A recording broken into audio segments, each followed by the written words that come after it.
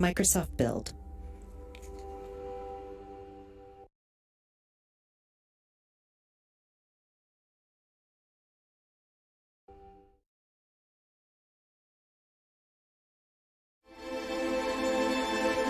The Bing interface.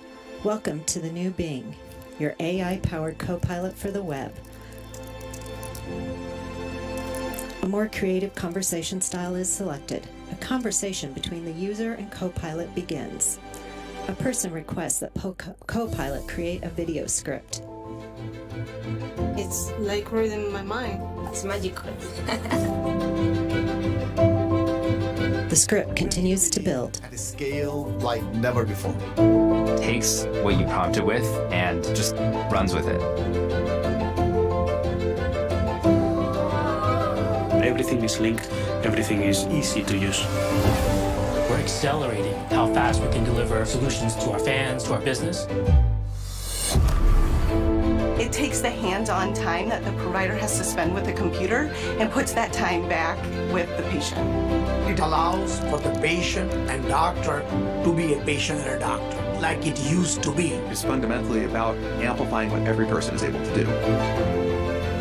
Copilot finalizes the script. This opens up the opportunity for that farmer, for that girl in the village who's trying to go to college, to find out what more can they do with their life.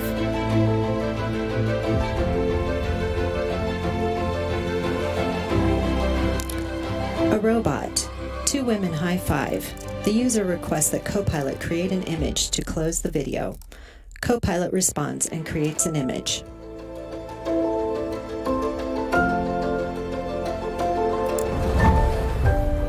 Microsoft Build.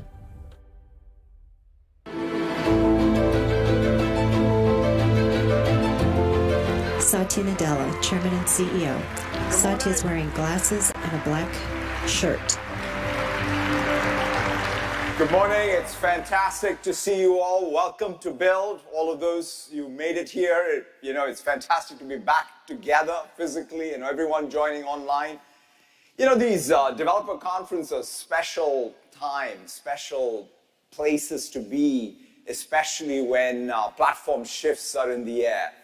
I distinctly remember my first PDC in 1991, driving up 101 into Moscone Center, and my life changed after that developer conference. So it's exciting to be able to come back to Build 2023 with that same sense of anticipation of something big that is shifting around us as developers. To just sort of put this in perspective, in fact, last summer I was reading Mitchell Waldrop's Dream Machine while I was playing with DV3, as GPT-4 was called then, DaVinci 3. And it just brought in perspective what this is all about. I think that concept of Dream Machine perhaps best communicates what we have really been doing over the last 70 years, right? All the way starting with what Vannevar Bush wrote in his most seminal paper, As We May Think, where he had all these concepts like associative memory, or what Licklider was the first one who even conceptualized the human-computer symbiosis, the mother of all demos that came in '68, to the Xerox Alto, and then, of course, the PDC that I attended, which was the PC Server 1 in '91. '93 is when we had the Mosaic moment. Then there was iPhone and the cloud. And all of these will be one continuous journey. And then, in fact, the other thing I've always loved is Jobs' description of computers as bicycles for the mind. It's sort of a beautiful metaphor. I think it captures the essence of what computing is.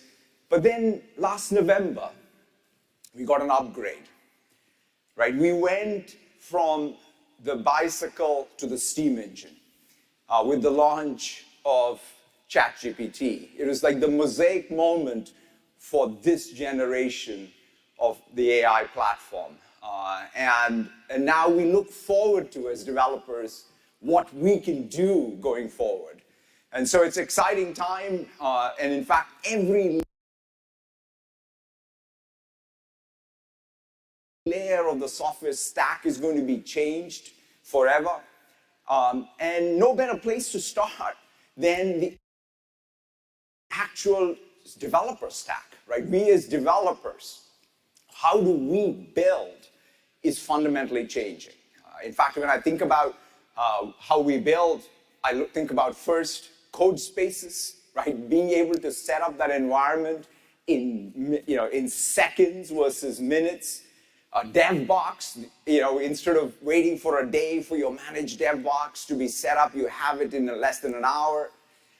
If you think about Copilot, what it does to you and Copilot X in terms of driving the overall flow and productivity, which is what, 54% or so up. And then, of course, GitHub Actions and Azure development dev environments, really making that possible for you to stay. In fact, one of the things that I keep on bugging Scott Guthrie for years is, hey, I want to stay in VS Code. I want to stay in command line and let me do everything there. And we are close to that dream. And that, to me, is bringing back both the joy of programming and the flow of programming.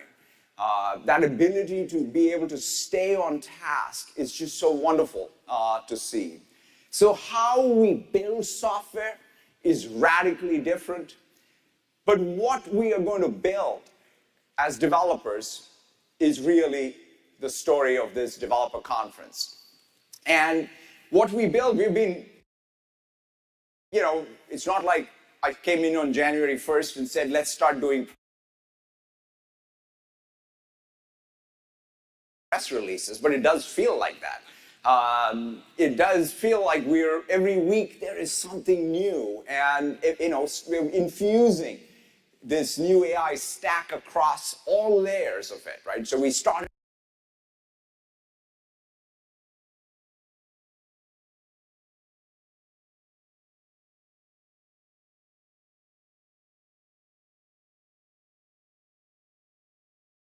with tooling in GitHub, in GitHub.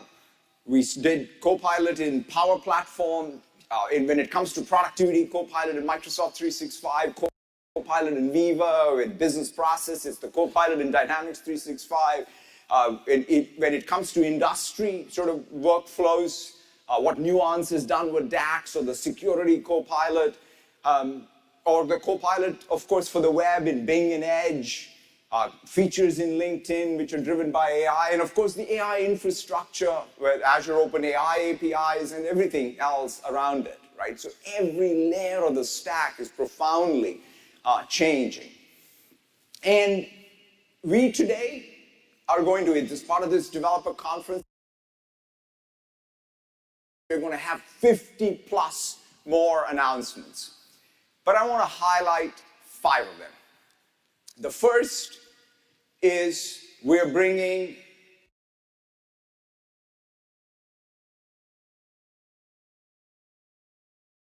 search grounding in Bing to ChatGPT. We are very excited about this. Yeah. You can clap.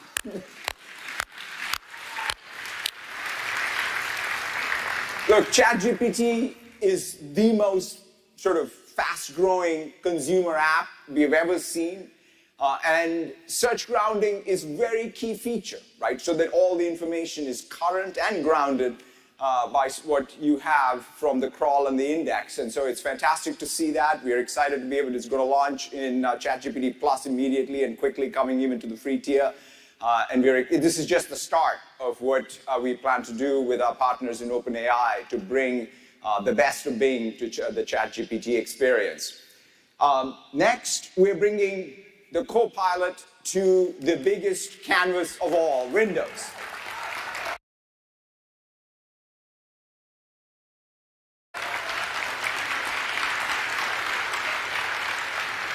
You're going to hear a lot from Panos tomorrow about it, but I think that this is going to make every user a power user.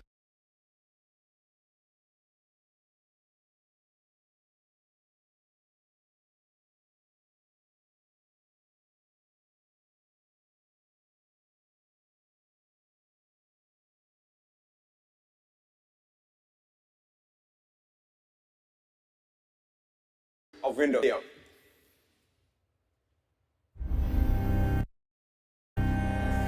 A ribbon of light and color slowly move across the screen. The ribbon separates and waves itself into the Windows 11 bloom. Introducing Windows Copilot. Integrated into all of Windows. Centralized AI assistance. Personalize and navigate your PC, so you always stay in your flow. So you always stay in your flow.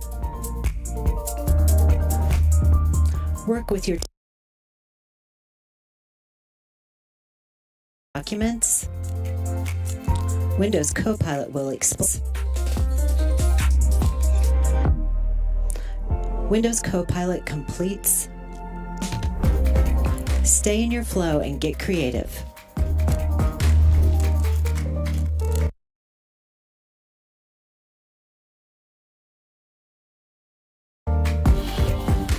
Simplify workflows with plugins. Collaborate and communicate.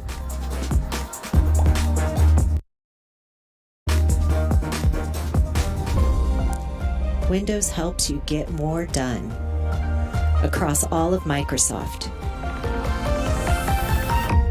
Windows 11. So cool.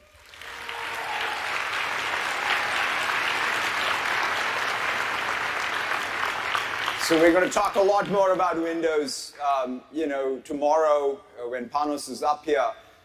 The other thing that we're also very excited to launch is the Copilot stack. Right? After all, we built all these Copilots with one common architectural stack.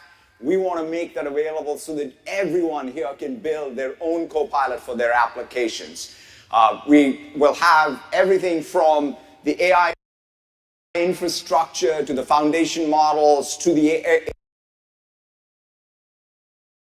AI orchestration all the way up to your Copilots and its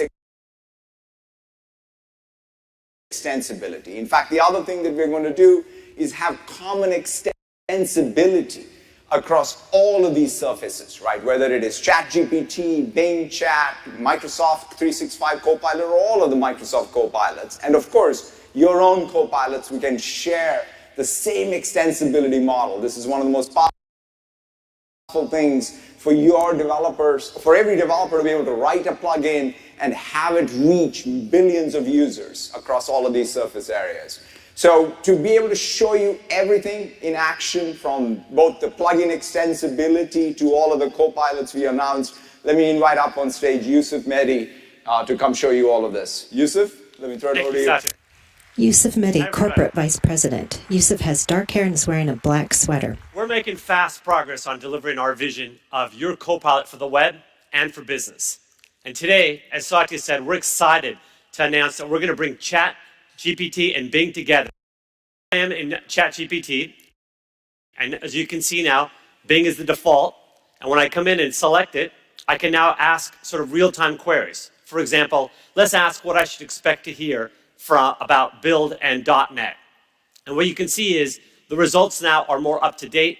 They include fresh content, and they include citations. In fact, if you can see the links on that page there, you can click those, and those will take you straight to a web page that's sourced by Bing.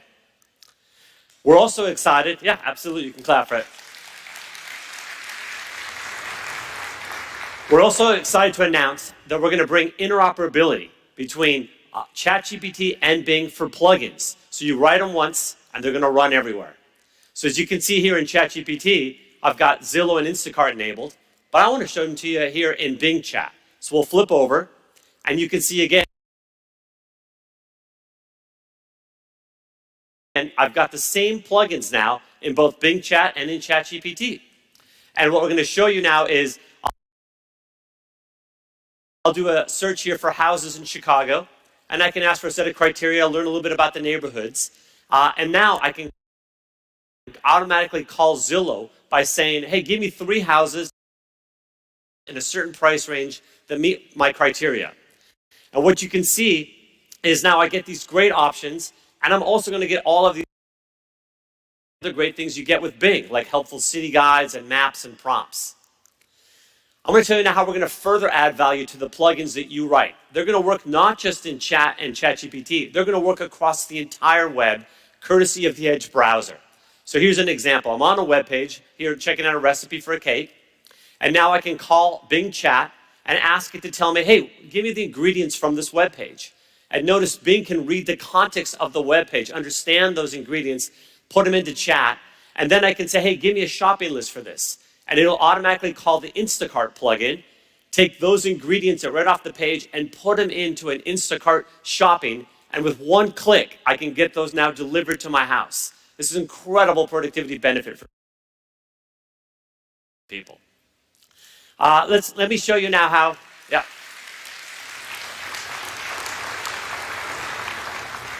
Let's show you how you'll be more productive at work.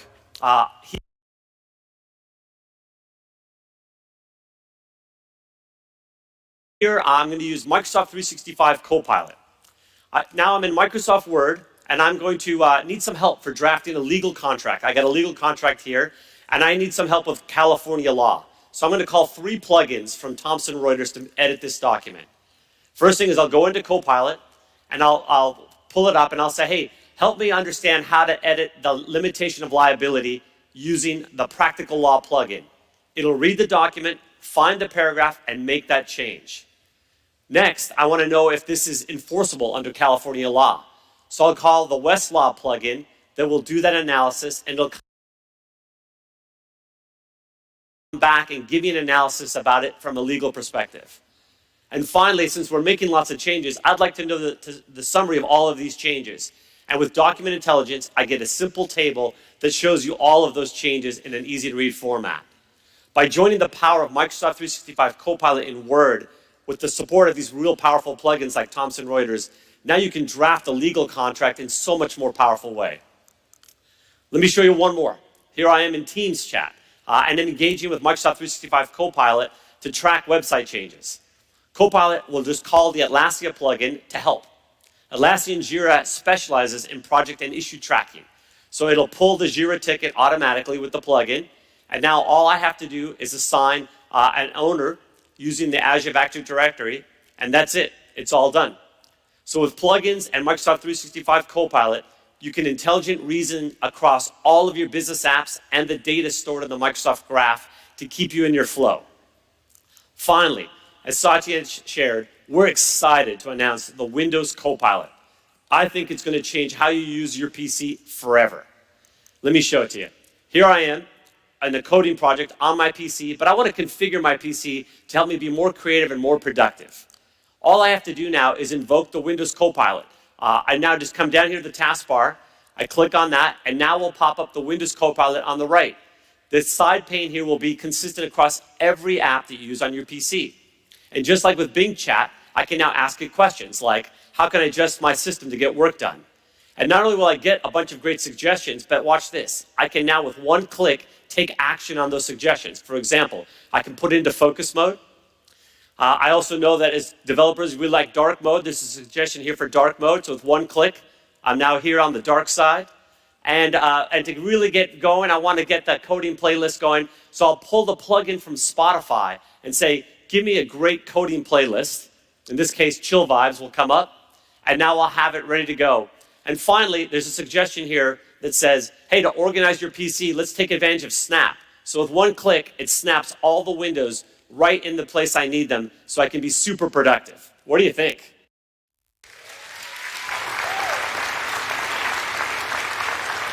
So as you can see, we have an incredible array of powerful AI-powered copilots. We've got over 50 plugins already available for customers and thousands more coming. I can't wait to see what you're all going to build. Thank you very much. Thanks, Yusuf.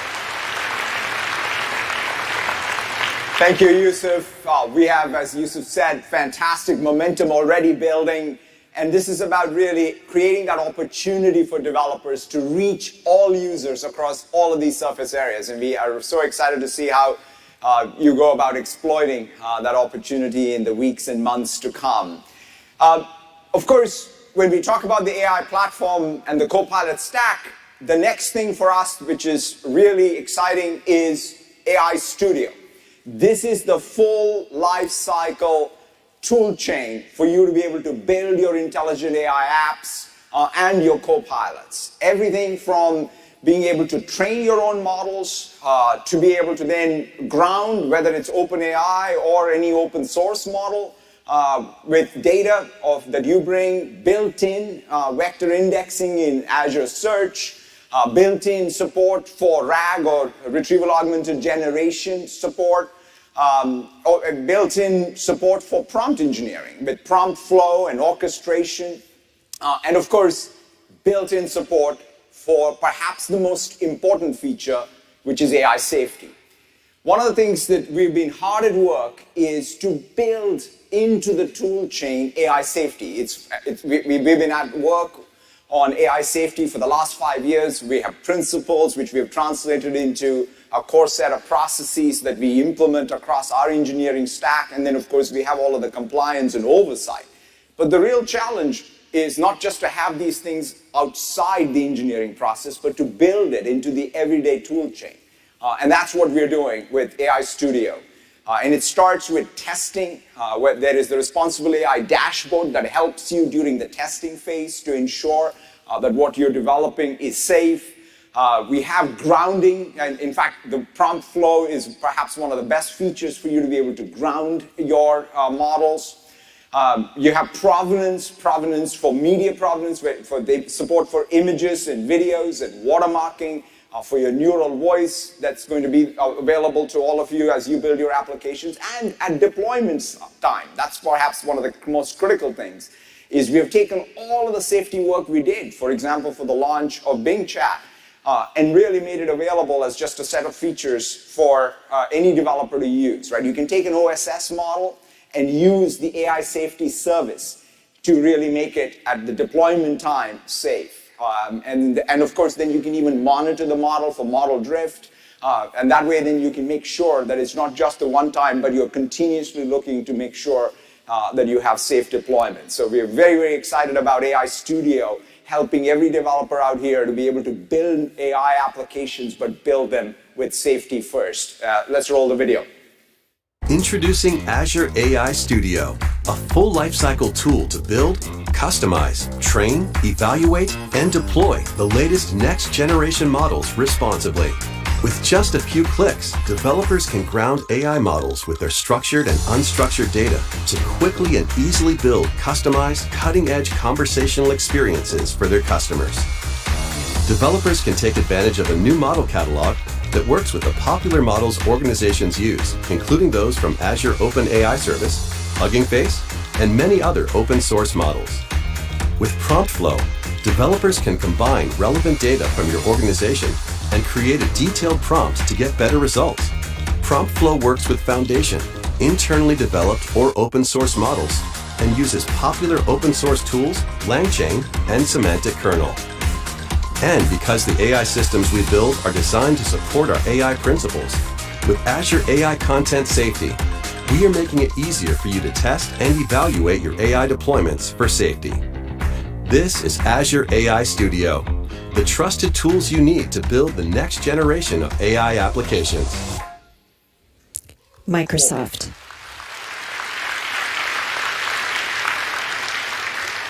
And of course, all AI applications start with data. And we're really thrilled to be announcing Microsoft Fabric. This is a product that we've been working very, very hard on over multiple years, and it's finally coming together. It's perhaps the biggest launch of a data product from Microsoft since the launch of SQL Server. It really brings together compute and storage, so it unifies compute and storage. It unifies all of the full analytics stack product experiences. It brings together governance, so it unifies governance with analytics. And most interestingly, it unifies the business model, right, across all the different type of analytics workloads, whether they're SQL, machine learning, whatever job you want, you can use the same compute infrastructure. And this unification at the end of the day is what I think will fuel the next generation of AI applications. Let's roll the video. Introducing Microsoft Fabric, a unified data analytics platform. One product, one experience, one architecture, one business model. Unified data is stored in one lake, a SaaS data lake for the entire organization. Data is integrated and stored in an open format, allowing one copy to be used to train machine learning models, visualize data, and run SQL queries on the lake and data warehouse. A unified experience brings together all the tools data professionals need: pipelines for orchestrating data movement, experiments for training machine learning models, semantic models for defining key metrics, and much more. And for business users, Fabric brings together data for collaborating and doing ad hoc analysis in Microsoft 365. Unified governance, security, and compliance is built in for all your data. And with Copilot from Microsoft Fabric, AI helps everyone be more productive. Whether it's writing SQL statements, building reports, or setting up automations based on triggers. All your data, all your teams, all in one place. This is Microsoft Fabric. Microsoft.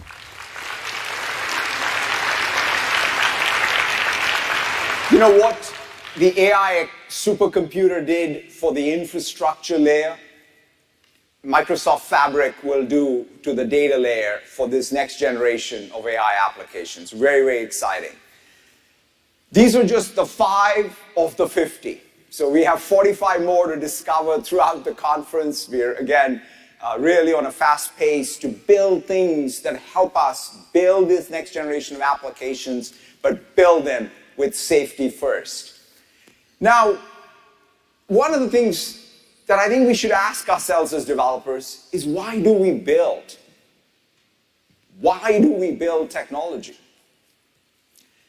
You know, this relationship between economic progress and economic growth and technology has been there for a long time. In fact, this graph, when you see it, it's pretty stunning that for most of human history, we didn't have much economic growth, nor did we have much technology.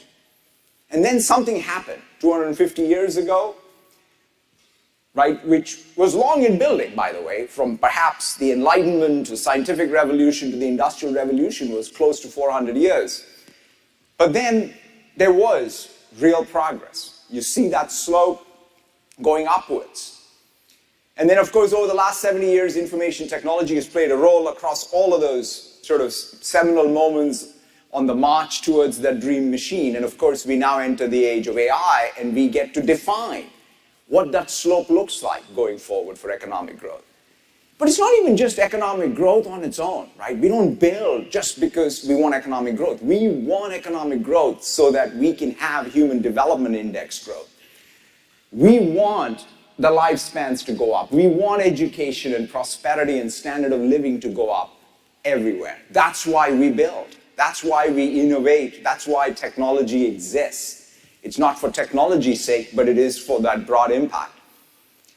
And to me, this all came together.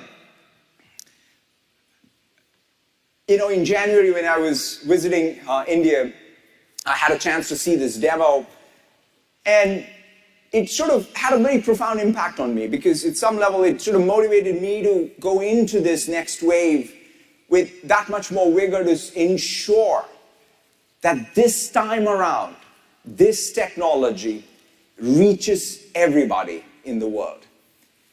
There are two things that stood out for me, right? That things that we build can in fact make a difference to 8 billion people, not some small sort of group of people. And to be able to do that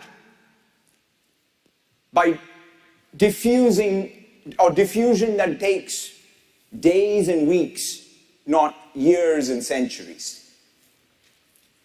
Because we want that equitable growth, we want trust in technology, we want to ensure that we protect those fundamental rights that we care about, and that we do this in such a way that we manage our energy transition given the finite resource we have in our planet. That's, at the end of the day, what grounds us in our mission, to empower every person and every organization on the planet to achieve more.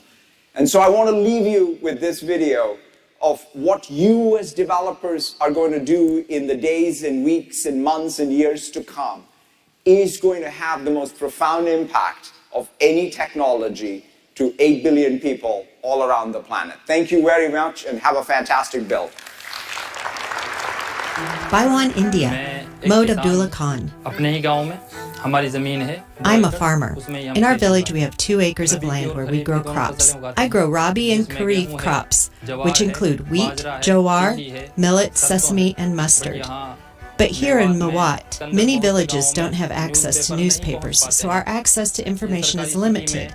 There are many government schemes available to us, but we often don't know about them. Aditashwar Seth. These are all communities living in media dark areas, which means that penetration of traditional media like television and radio is very sparse. There's also literacy challenges, so things like newspapers have a very low access in these areas. Smita Gupta. In India, we have 22 constitutionally recognized languages, but apart from that, we have more than 100, almost 120 languages. Being able to provide justice to each and every citizen in their own language, it's a challenge, but it's also an opportunity. Abigayan Ram. Jugalbandi is a chatbot that we built to solve 2 problems. One is this linguistic divide and the technological divide. We collected millions of parallel sentences for machine translation. We collected thousands of hours of data for speech recognition. And then we built state-of-the-art models on top of it using partially speech recognition models and Azure's OpenAI.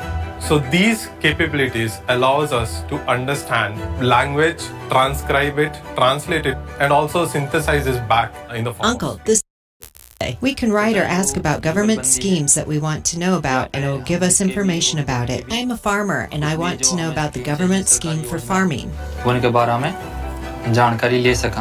मैं किसान हूँ, मुझे सरकारी योजना कैसे प्राप्त हो? मेरा नाम जुगलबंदी है. मैं एक असिस्टेंट हूँ जो आप. The app responds in a female voice. My name is Jugalbande. I am an assistant that will help you know about your government scheme and apply for it. The answer came back in both text and audio, with which documents and forms are required. The Ministry of Electronics and IT in the country has been working on this for the last 5 years now. And when ChatGPT was launched, that was really the catalyst for us being able to bring these pieces together. We've been able to categorize the diversity of India as an innovation opportunity. And if you're able to do that successfully, you're able to do it for the world. Microsoft.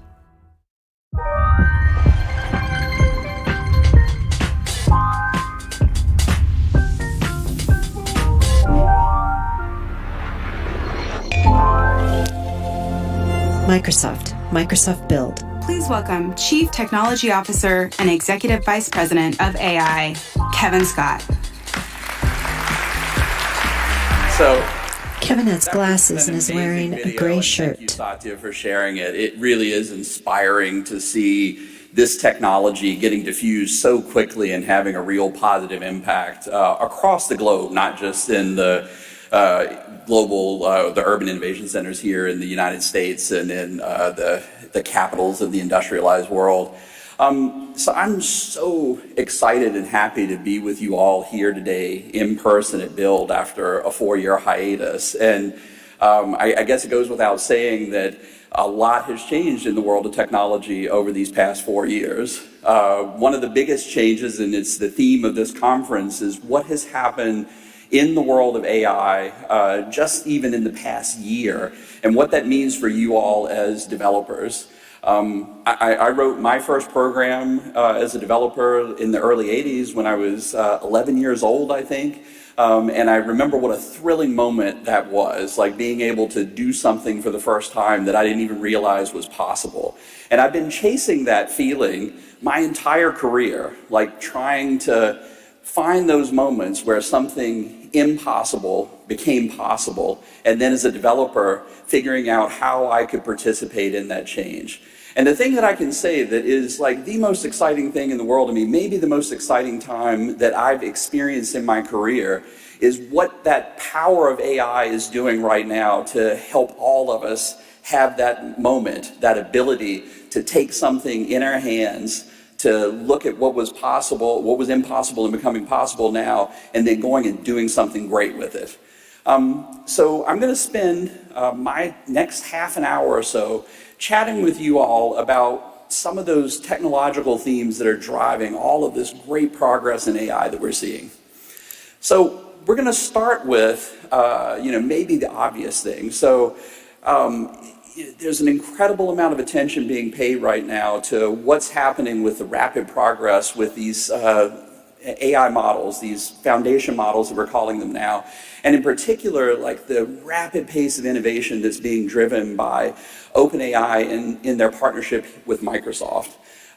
We really are setting the pace of innovation in the field of AI right now, and I think even for us, it's been surprising to see how much of the zeitgeist is being captured by things like ChatGPT and applications that people are building on top of these large foundation models. The reason that this partnership between OpenAI and Microsoft has been so successful is that we really do have an end-to-end platform for building AI applications. We built the world's most powerful supercomputers. We have the world's most capable foundation models, either hosted that we built ourselves and make available to you all via API, or open source, which run great on Azure. We also have the world's best AI developer infrastructure. So whether that is using these super powerful computers to train your models from scratch, or to build these applications that we're going to be talking about at Build this year on top of that infrastructure, like we have that end-to-end platform. And you're going to hear a ton about it today and tomorrow. Scott's keynote is right after mine. He's going to dive into detail on a bunch of this stuff, and then the breakout sessions are going to be amazing and equip you all with the information that you need to go do some pretty awesome stuff. So, this end-to-end platform starts with Azure. We really believe that Azure is the cloud for AI. And it's not just the amazing, technically complicated and brilliant work that our partners OpenAI have done on top of all of this infrastructure, but it's things that the teams at Microsoft are doing to build our Copilot applications and our own advanced AI models. And it's also the things that our partners, some of you here in this room, are building on top of Azure, making Azure this amazing platform for doing the most ambitious flavors of AI in the world. But it's not just Azure. Windows, we believe, is the best client for AI development. And you're going to see a bunch of that today, and Panos is going to dive into it pretty deeply tomorrow. So Satya showed the Windows Copilot, which is going to be an amazing part of your productivity story. Like GitHub Copilot works great on Windows, but increasingly what you're going to see is the ability to run these powerful AI models on your Windows PC so that you can develop these true hybrid AI applications that span the edge all the way to the cloud. And it's just a really, really exciting thing. But what I'm going to spend most of my talk discussing with you all is this idea of the Copilot. Satya's already referenced a whole bunch of the Copilots we've launched. Like as he said, it's almost as if we woke up on January the 1st and decided to do a whole bunch of press releases, but it's really been years of work where we have built a platform for building Copilots that has enabled us to do these amazing releases that we've been doing, and we are sharing with you all today some of those patterns that have helped us build Copilots and showing you and opening up our platform so that you can build Copilots of your own.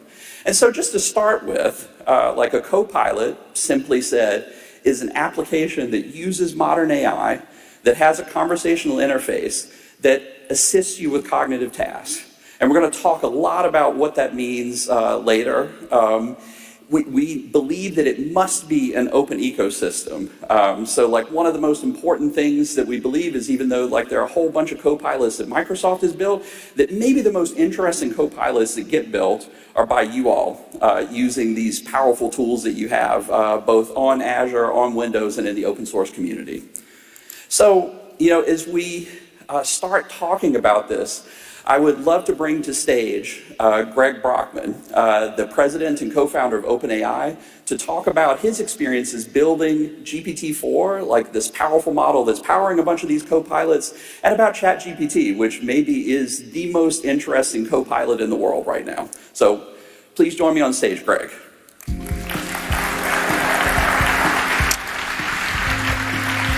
to see you. Awesome. Greg Brockman, President and Co-founder, OpenAI.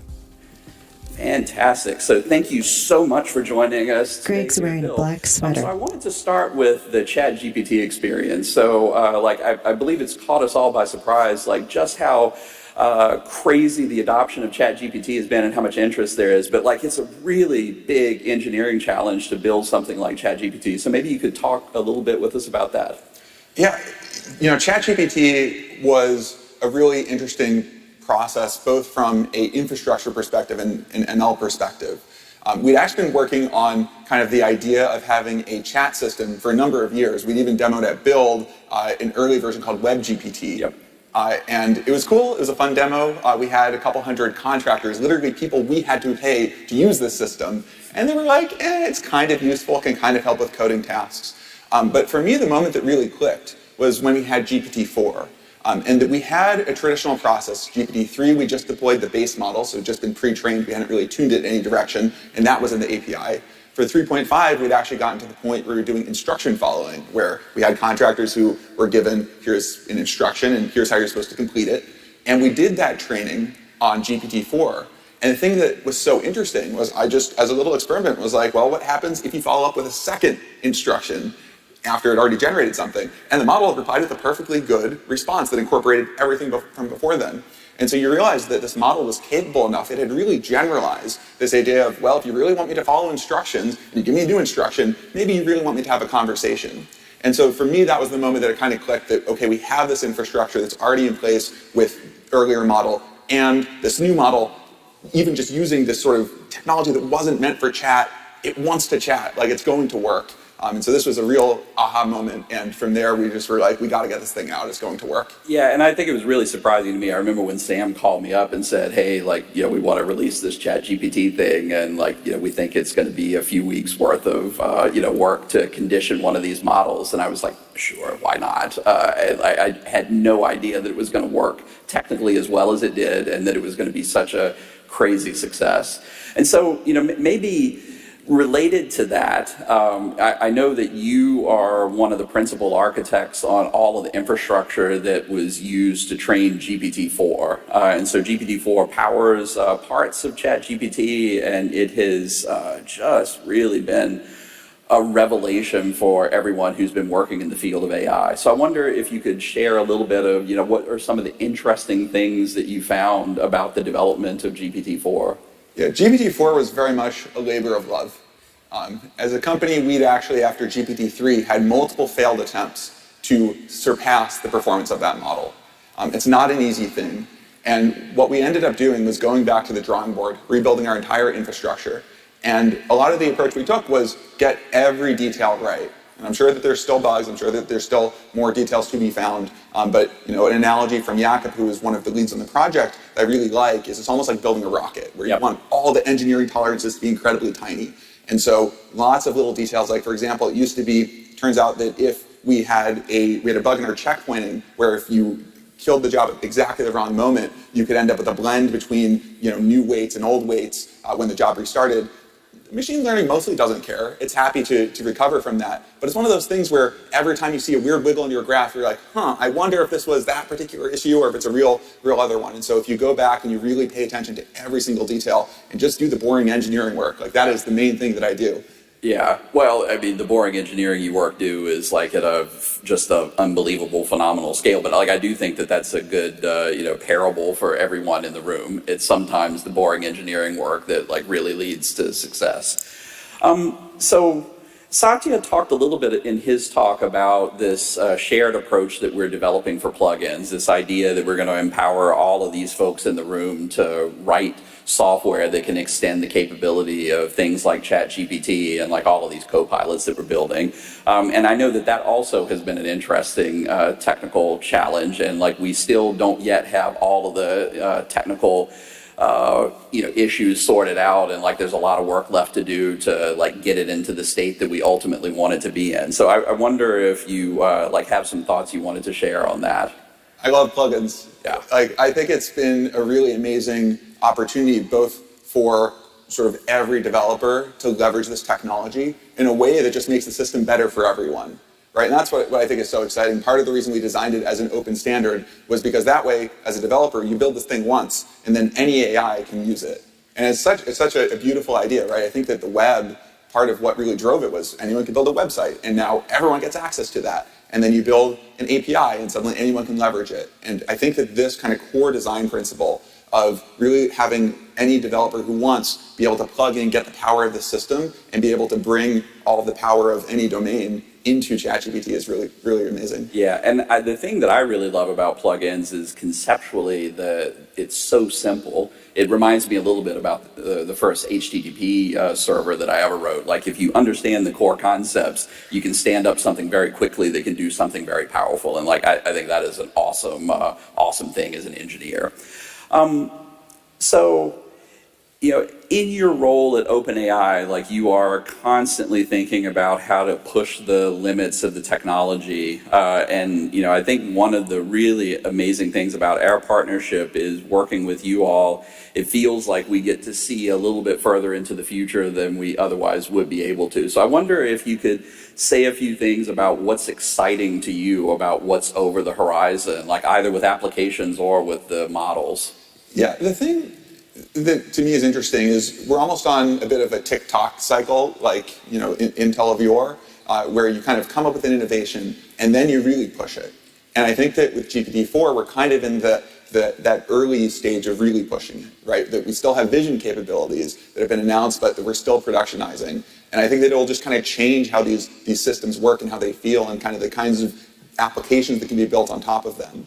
So I'm really excited if you also look back at kind of the history that over the past couple of years, I think we did like a 70% price reduction 2 years ago.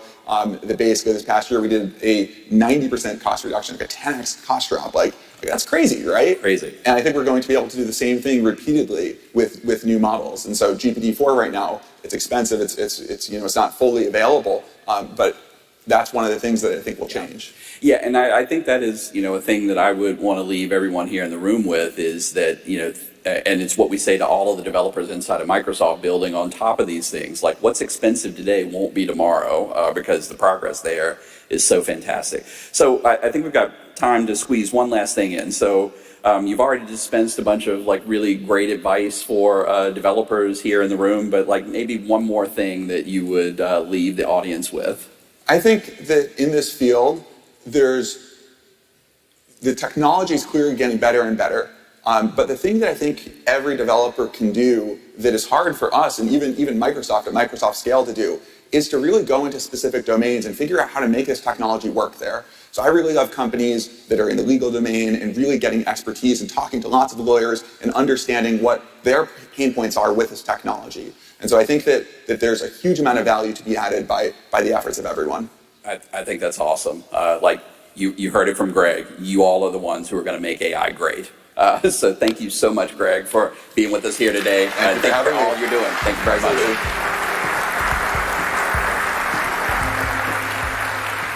So one more interesting OpenAI thing that we're going to do. So we have Andre Karpathy here. I think I see Andre in the front row. So Andre is going to be here on this stage later today doing a state of GPT. So he's going to walk through the technology from beginning to end. It's going to be an awesome session, probably going to be tight on seating. So try to get your spot here.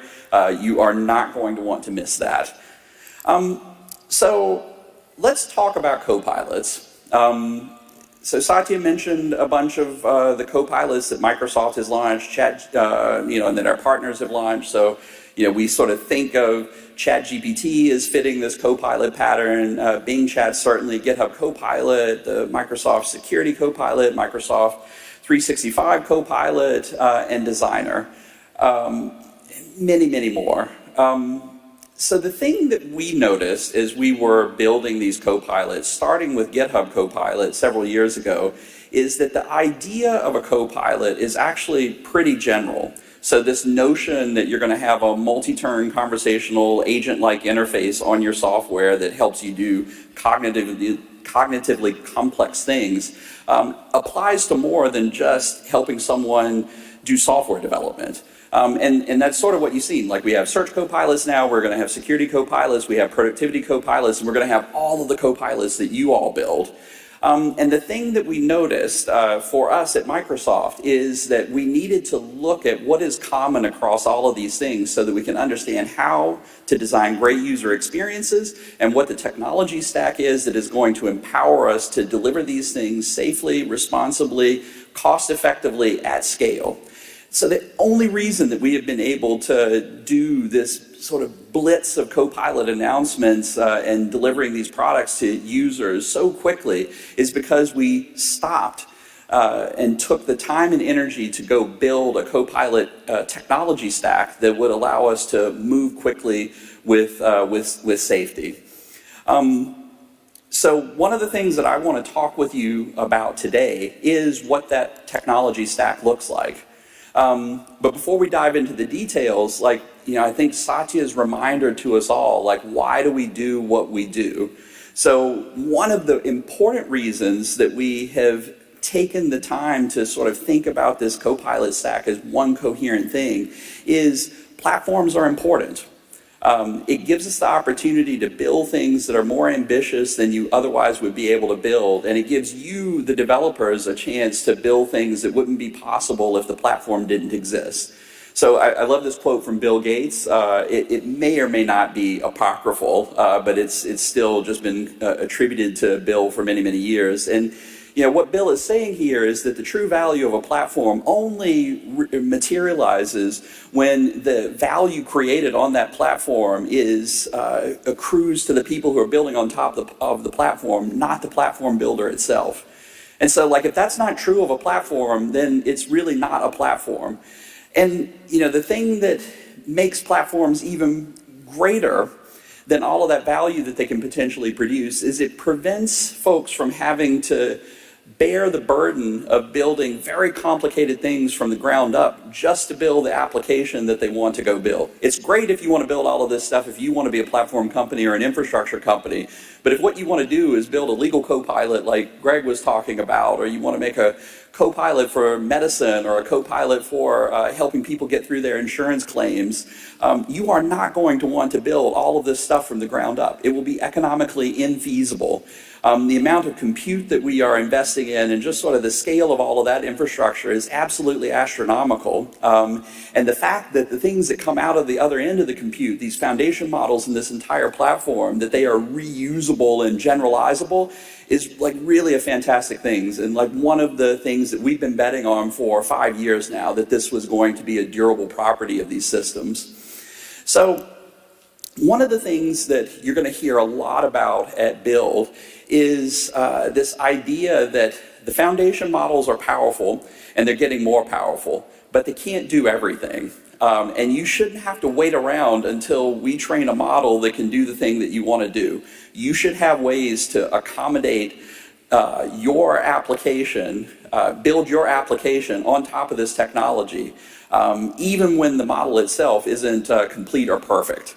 And so we're going to talk about a ton of ways that you can do that. Satya's already referenced plugins. Greg and I chatted about plugins. Plugins are going to be one of those powerful mechanisms that you use to augment a Copilot or an AI application so that it can do more than what the base platform allows you to do.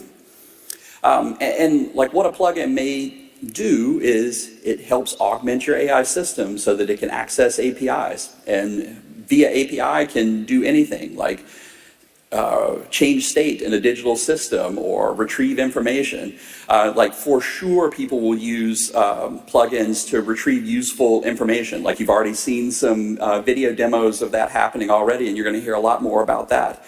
It allows you to perform arbitrary computations and to safely act on the user's behalf. And really the way that we think about these plugins is they're almost like actuators of the digital world. So anything that you can imagine doing digitally, you can connect a Copilot to those things via plugins. But what I'm going to spend the rest of this talk focusing on is the anatomy of a Copilot. So what does a Copilot look like? What is shared? What's common among all of these things that we built? And like, what are the platform components that we are building to help you all build Copilots of your own? So this starts from the user experience. There are some things that are the same and there are some things that are different about building Copilot user experiences. There is an application architecture and there will be some familiar things about it, but like a bunch of new stuff to learn. And then it is so important for all of us to think about safety and security. You'll inherit a lot of that by using the tools that we built for you all, but like, you know, it's a thing that you need to think about from the very first steps of building your Copilot applications. So I just want to start with the thing that doesn't change when you're thinking about building a Copilot. You have to build a great product. So it is something that we sometimes forget, but you have to understand what that unmet user need is, like what it is that you are trying to make better, where you have a unique understanding of that thing that maybe no one else has. And then you need to apply the technology. Like, sure, the tech is great. It's making a whole bunch of things that were impossible or infeasible or expensive possible, easier, and cheaper. But it does not absolve any of us of the responsibility of sort of thinking about what good product making looks like. And one thing in particular that you have to really bear in mind is the model is not your product. Unless you are an infrastructure company, like the model itself is just infrastructure that is enabling your product. Like, it isn't the thing in and of itself.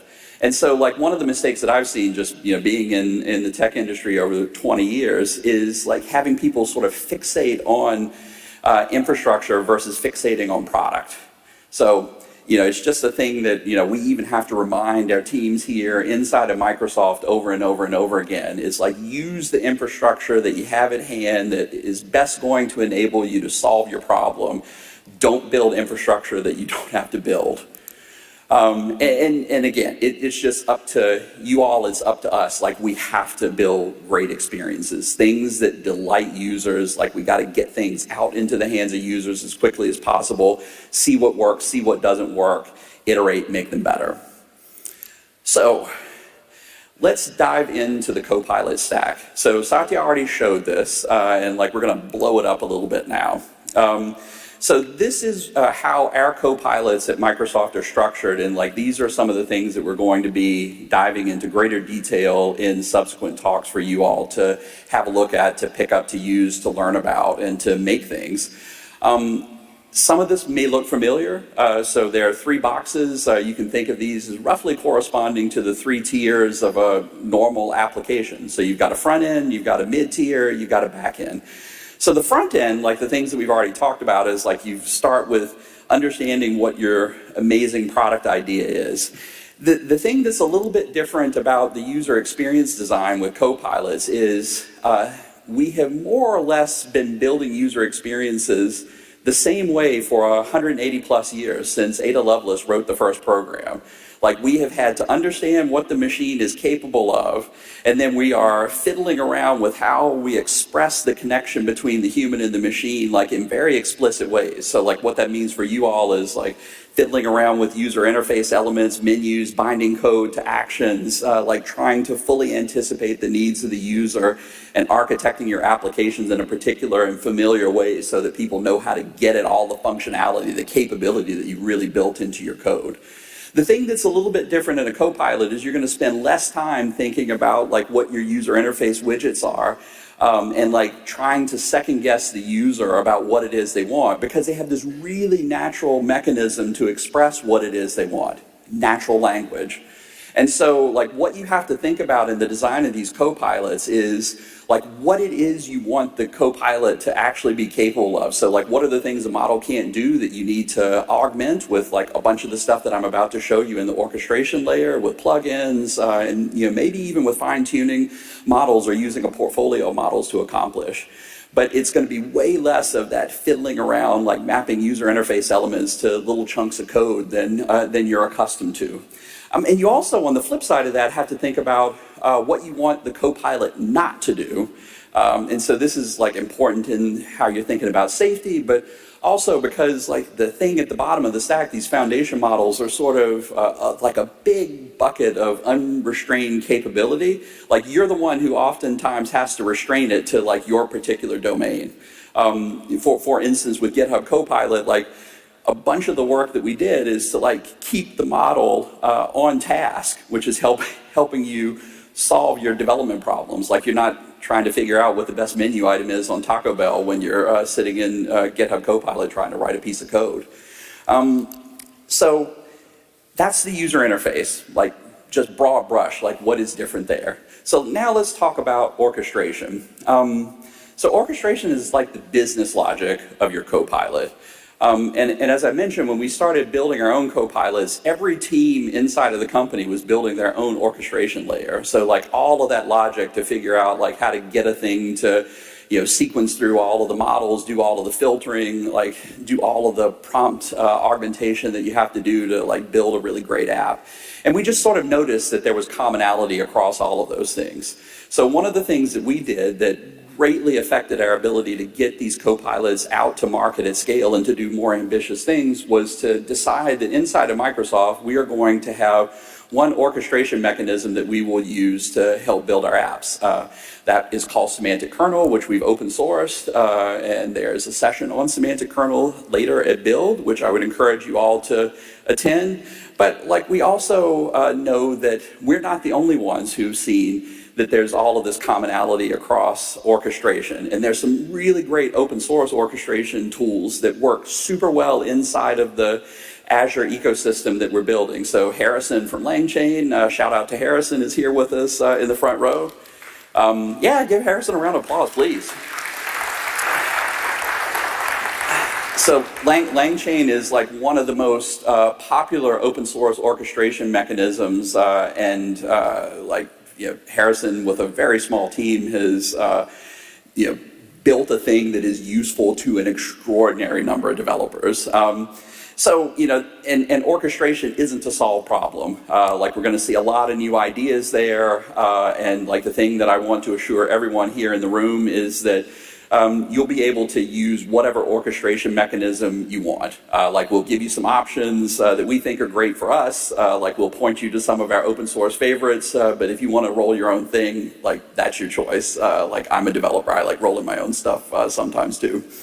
One of the things that you'll see in Scott Guthrie's talk that's coming up next is prompt flow, which is another orchestration mechanism that actually unifies LangChain and Semantic Kernel. And so like I encourage you all to go dive a little bit deeper there. So inside of the orchestration layer, the fundamental thing that you're going to be manipulating is a prompt.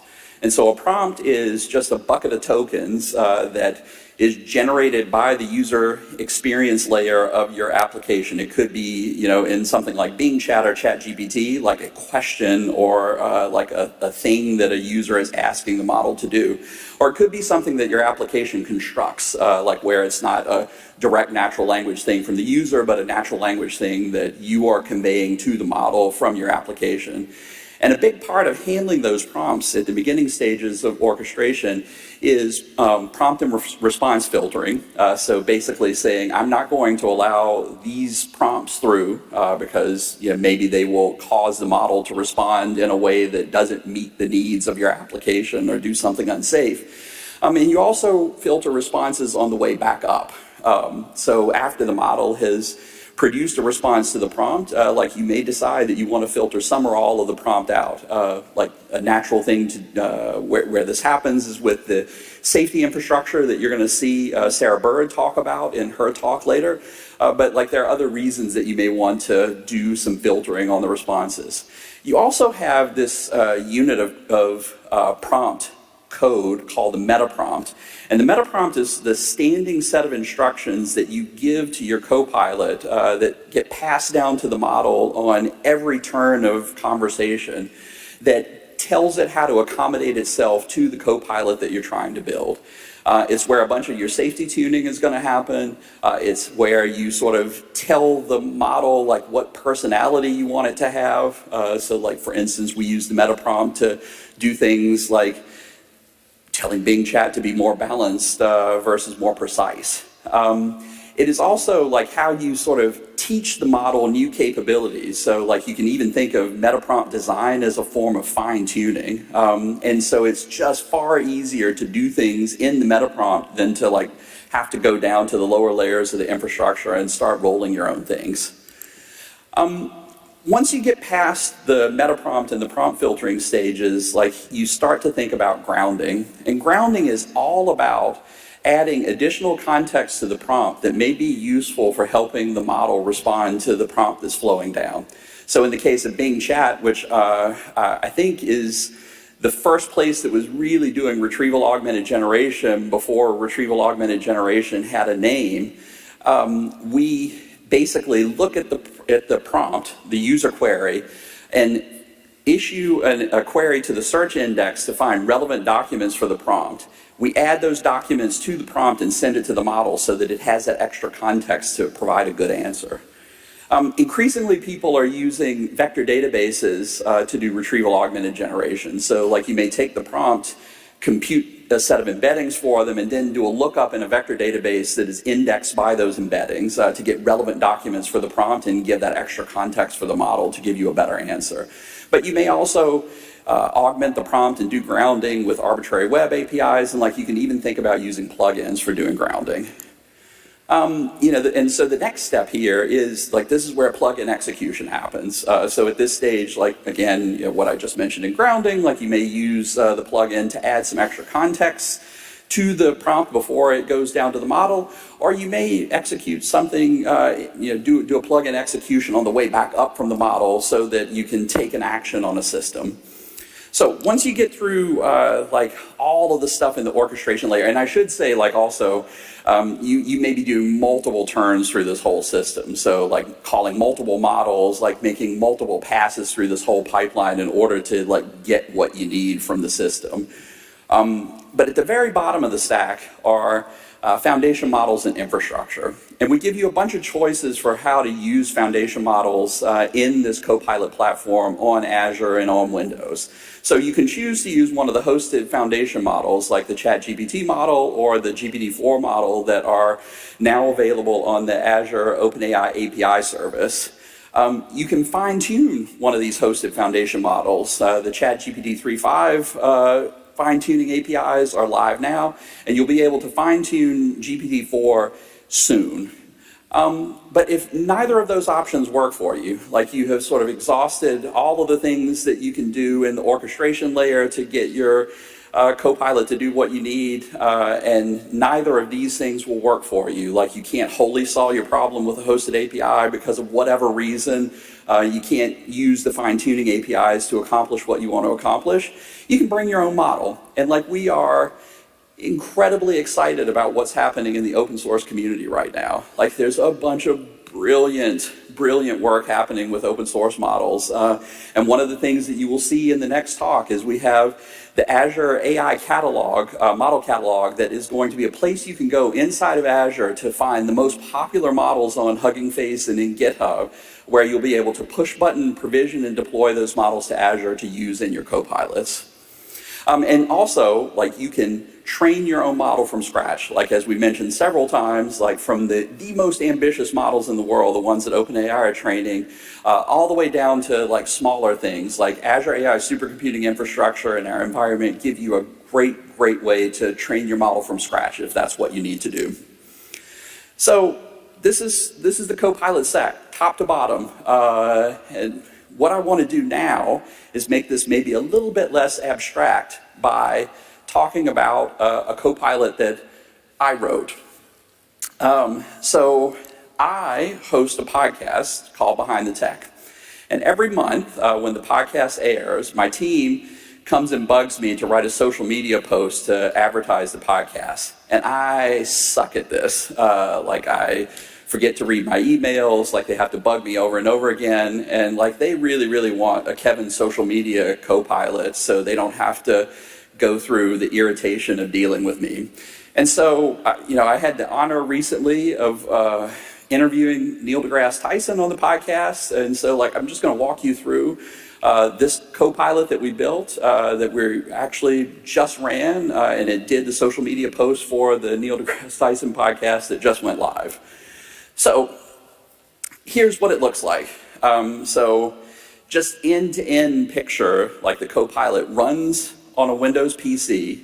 It uses a mixture of open source models and hosted models. It does retrieval augmented generation, and it calls a plugin to finish doing its work. So let's walk through these step by step.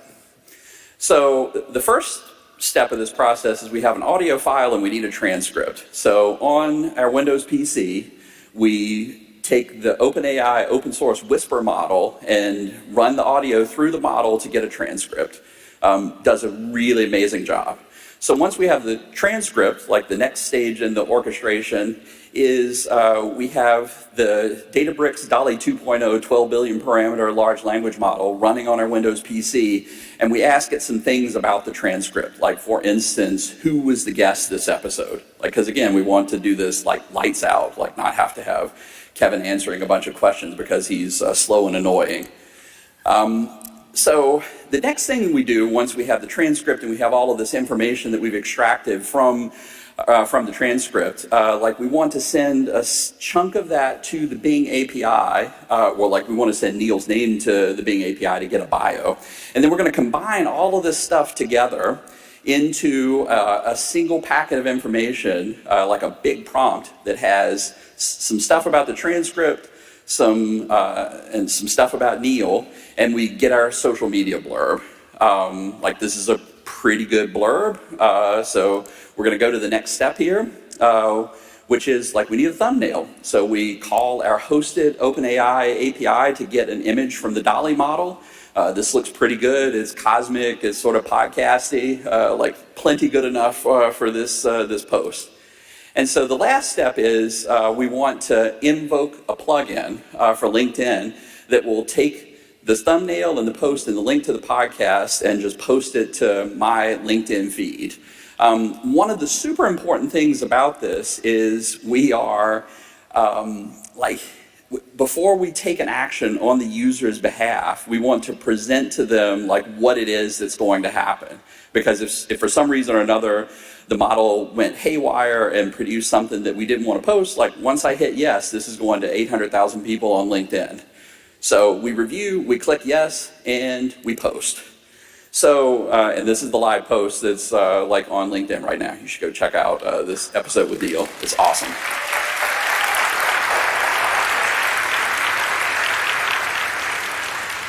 So this is really just a illustration for you all. Like I'm not claiming that this is the most interesting Copilot in the world, but it was really pretty easy to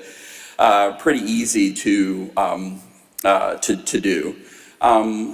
So we posted all of the code on the GitHub repo. Like I encourage all of you to check it out. Like it's a good template for thinking about how to build your first Copilot. So the thing that we want to talk about last before we jump in to Scott's keynote is AI safety. So it's the first thing that we think about when we're building Copilots, and we think about it at every step of the process. You're going to hear a ton about this great AI safety work from my colleague Sarah Boyd, who runs our responsible AI infrastructure team inside of the AI platform group. It's really, really super good stuff. Like we're giving you all some amazing tools to go build really safe, responsible AI applications. Just very quickly, like I want to mention one of the things that you're hearing here first, Satya mentioned it, is we're giving you a bunch of like amazing media provenance tools that will help users understand when they're seeing generated content or not. Like we're going to be watermarking all of the content that we are producing, and we're giving you tools where if your AI applications, your copilots are generating synthetic content, you'll be able to call our APIs and add these cryptographic provenance watermarks to your tools. It's super, super exciting stuff. So, copilots. You have heard from us that we have this amazing new software development pattern. You have heard about how we think about architecting copilots. And you have heard our enthusiasm that like not only are there going to be a bunch of copilots from Microsoft and from our partners, but like we really think that you all are going to be the ones who build the most interesting copilots in the world. It's just like any other major platform, like the thing that makes your PC great, the thing that makes the internet great, the thing that makes a smartphone great, aren't the things that launch when those platforms launch. It's what you all will create on top of them. So I want to share one anecdote before we go.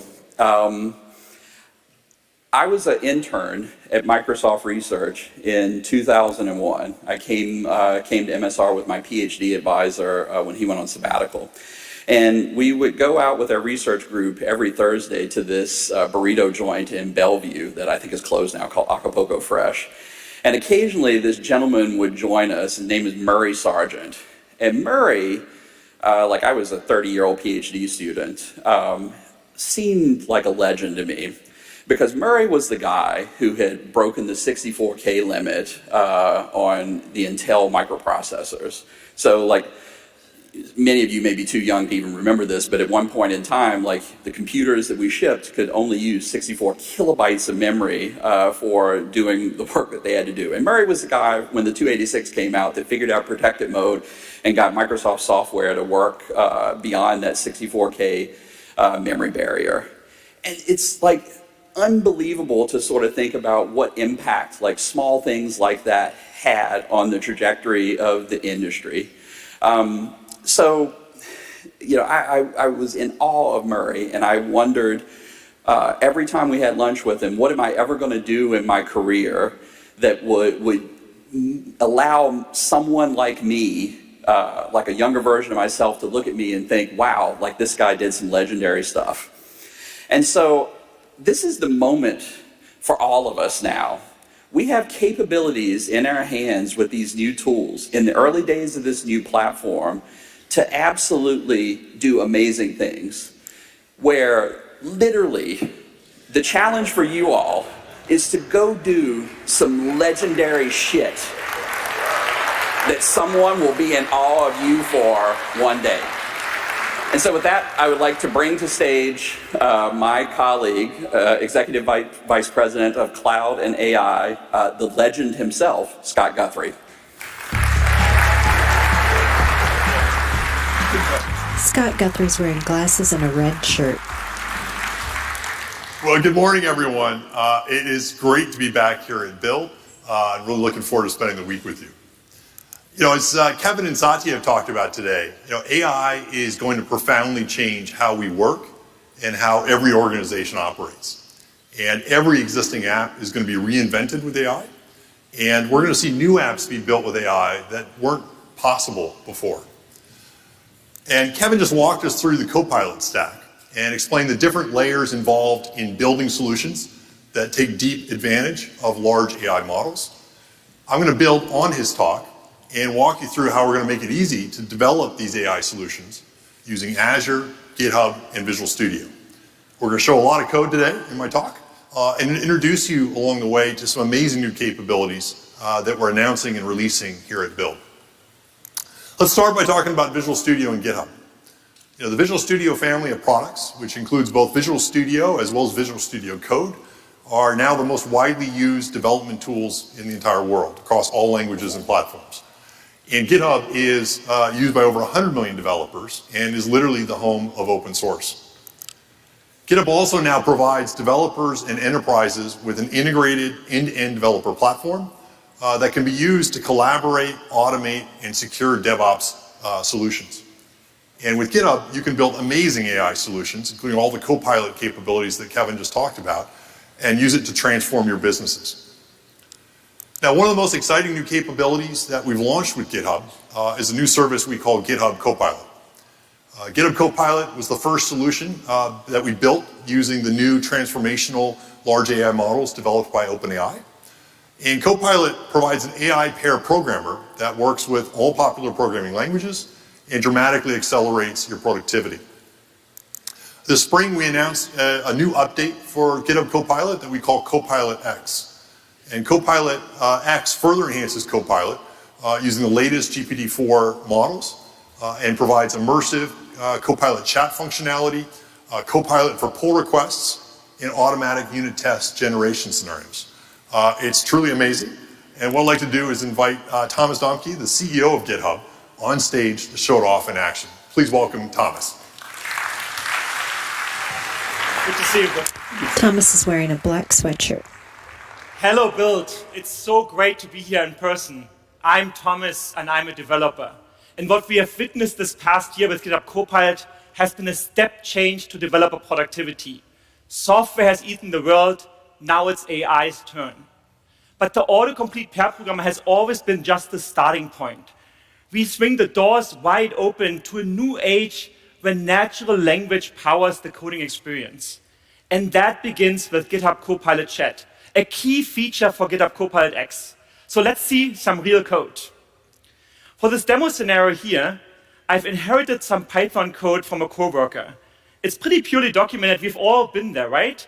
With GitHub Copilot, I can simply write code by accepting code suggestions. So here's a little unit test, and I can just press the tab key a couple of times, and I've written a full unit test in 7 lines of code with no learning the code and whatnot. But what I can do with Copilot is to provide additional context. I can't tell Copilot what I want. Well, until now. Because now we have Copilot Chat. It sits right here in Visual Studio Code. It suggests tasks based on natural language, and I can interact with it down here to both learn and build while I'm coding. So I have another file here. It's called unknown.py, and it has these 3 cryptic regular expressions. I have no idea what those are doing. Let's see if Copilot can explain them to us. Okay, Copilot is rendering my response, and you can see here the first regular expression is validating email addresses, the second one is validating phone numbers, and the third one is validating strong passwords. Makes sense, I guess. So let's highlight this and make this code a bit more readable. Make this code more readable. And Copilot has analyzed my code. You can see here, now my regular expressions get nice names, I get nice comments. It looks much better, but I think we can do even a little bit better to make the next person that takes this code understand it even more. So let's say we want to separate out the validation functions and add more comments. Okay, here's even better code. My regular expressions still have their good names, and I get 3 new methods, to validate email, phone number, and password. I think that's much better. So I can just scroll up here and take this code over, and now I have a much better documented file that I can pass on to the next coworker.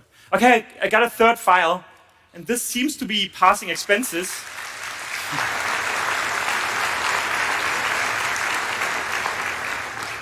I got a third file, and this one seems to be passing expenses.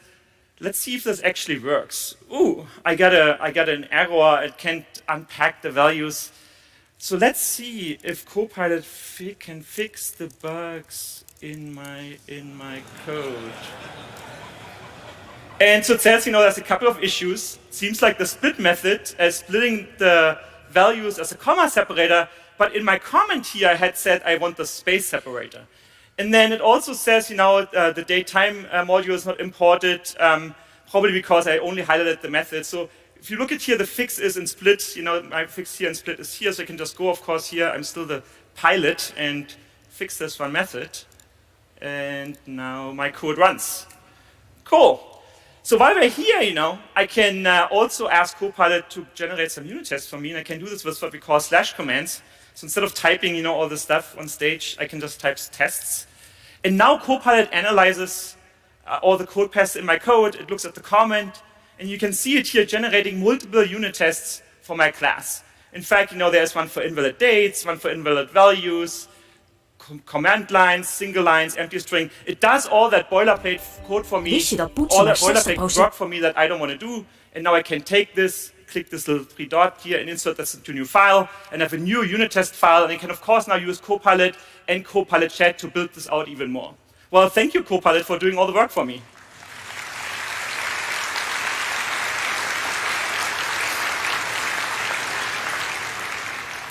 Now, I know some of you may be thinking, when can I get my hands on all this? And we want to bring this whole experience, all of Copilot X, as broadly as we can and as soon as possible but right now we have quite the wait list. Well, don't worry, I have an Oprah moment for you. You get a free Copilot chat, you get a free Copilot chat. Everybody here right at Build in the audience gets early access to Copilot chat today.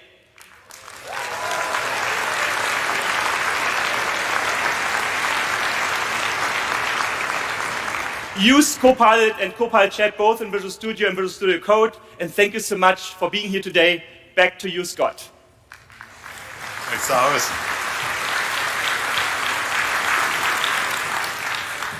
Thanks, Thomas. We're really excited to see what everyone here is able to do with GitHub Copilot. As you just saw, Copilot dramatically accelerates developer productivity. In fact, 46% of all lines of code written by developers that are using GitHub Copilot are now fully AI generated. 75% of developers using Copilot are feeling that they can now focus on more satisfying work. No one really loves debugging regular expressions, and you can now enjoy your jobs more.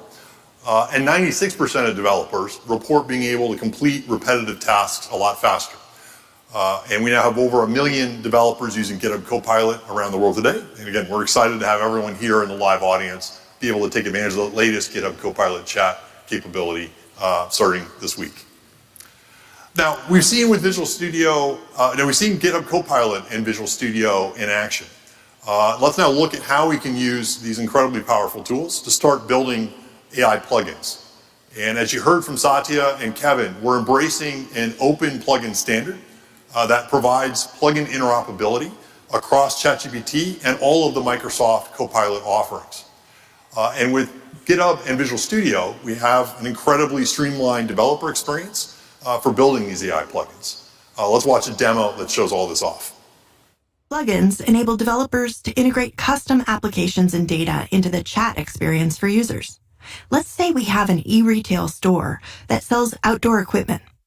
When a user asks a question about outdoor products within ChatGPT, we might want to provide them with a list of related products that are available. Now let me show you how easy it is to create a plugin using Visual Studio Code and GitHub. I could fork and clone the repo on my local machine, but instead I'm going to use GitHub Codespaces. Codespaces are GitHub's one-click developer environment in the cloud. They're fully configured to your repo, and they're free for up to 60 hours a month, which makes it a great fit for open source contributions, exploring new stacks, or working across multiple devices. Now let's crack it open and see what's inside. The code for this sample plugin actually looks pretty simple. It uses Fast API, a Python web framework, to expose some REST API endpoints that are called by ChatGPT. For this demo, our plugin is just going to return product information when users ask about them in the chat. I'll start by just loading some fake products from the products.json file. So I'm pretty new to Python, and I just love how Copilot helps me as a pair programmer. I'm able to stay in the zone and just focus on the big picture.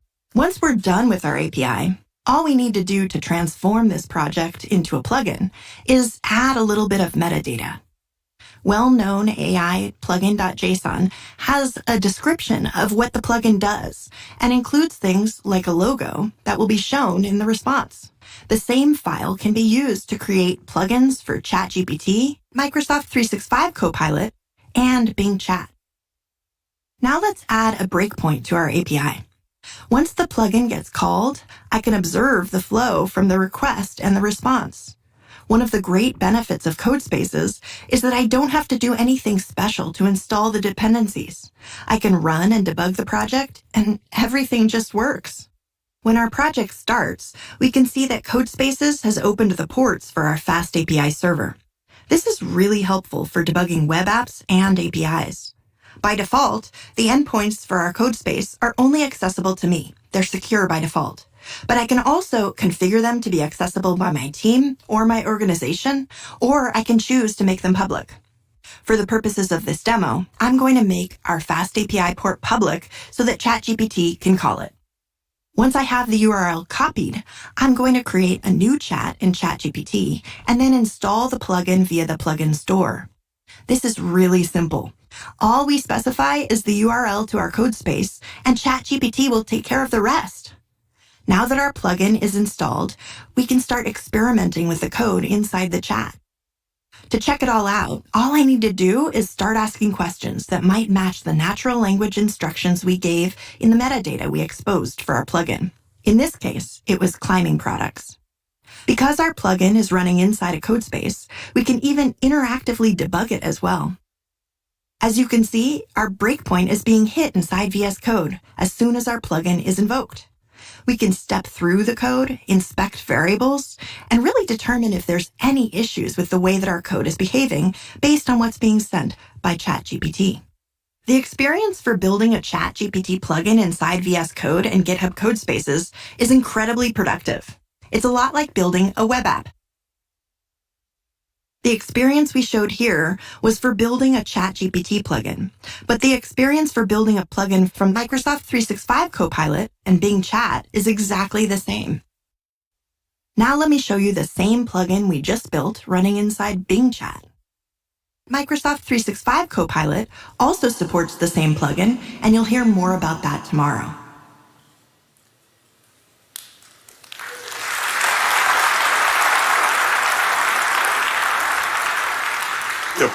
Plugins are an incredibly powerful way to connect your apps and data to AI. And you just saw how we can use GitHub Codespaces to really deliver an amazing development environment, and Copilot to help you code and actually build it. And as Satya announced this morning, we now have one plugin model extensibility across, again, OpenAI's ChatGPT service, as well as all of our Microsoft Copilot experiences. And tomorrow morning, you'll hear from Rajesh and Panos, who will share more about Teams and Windows and how you can use the exact same extensibility model to build great experiences within them as well.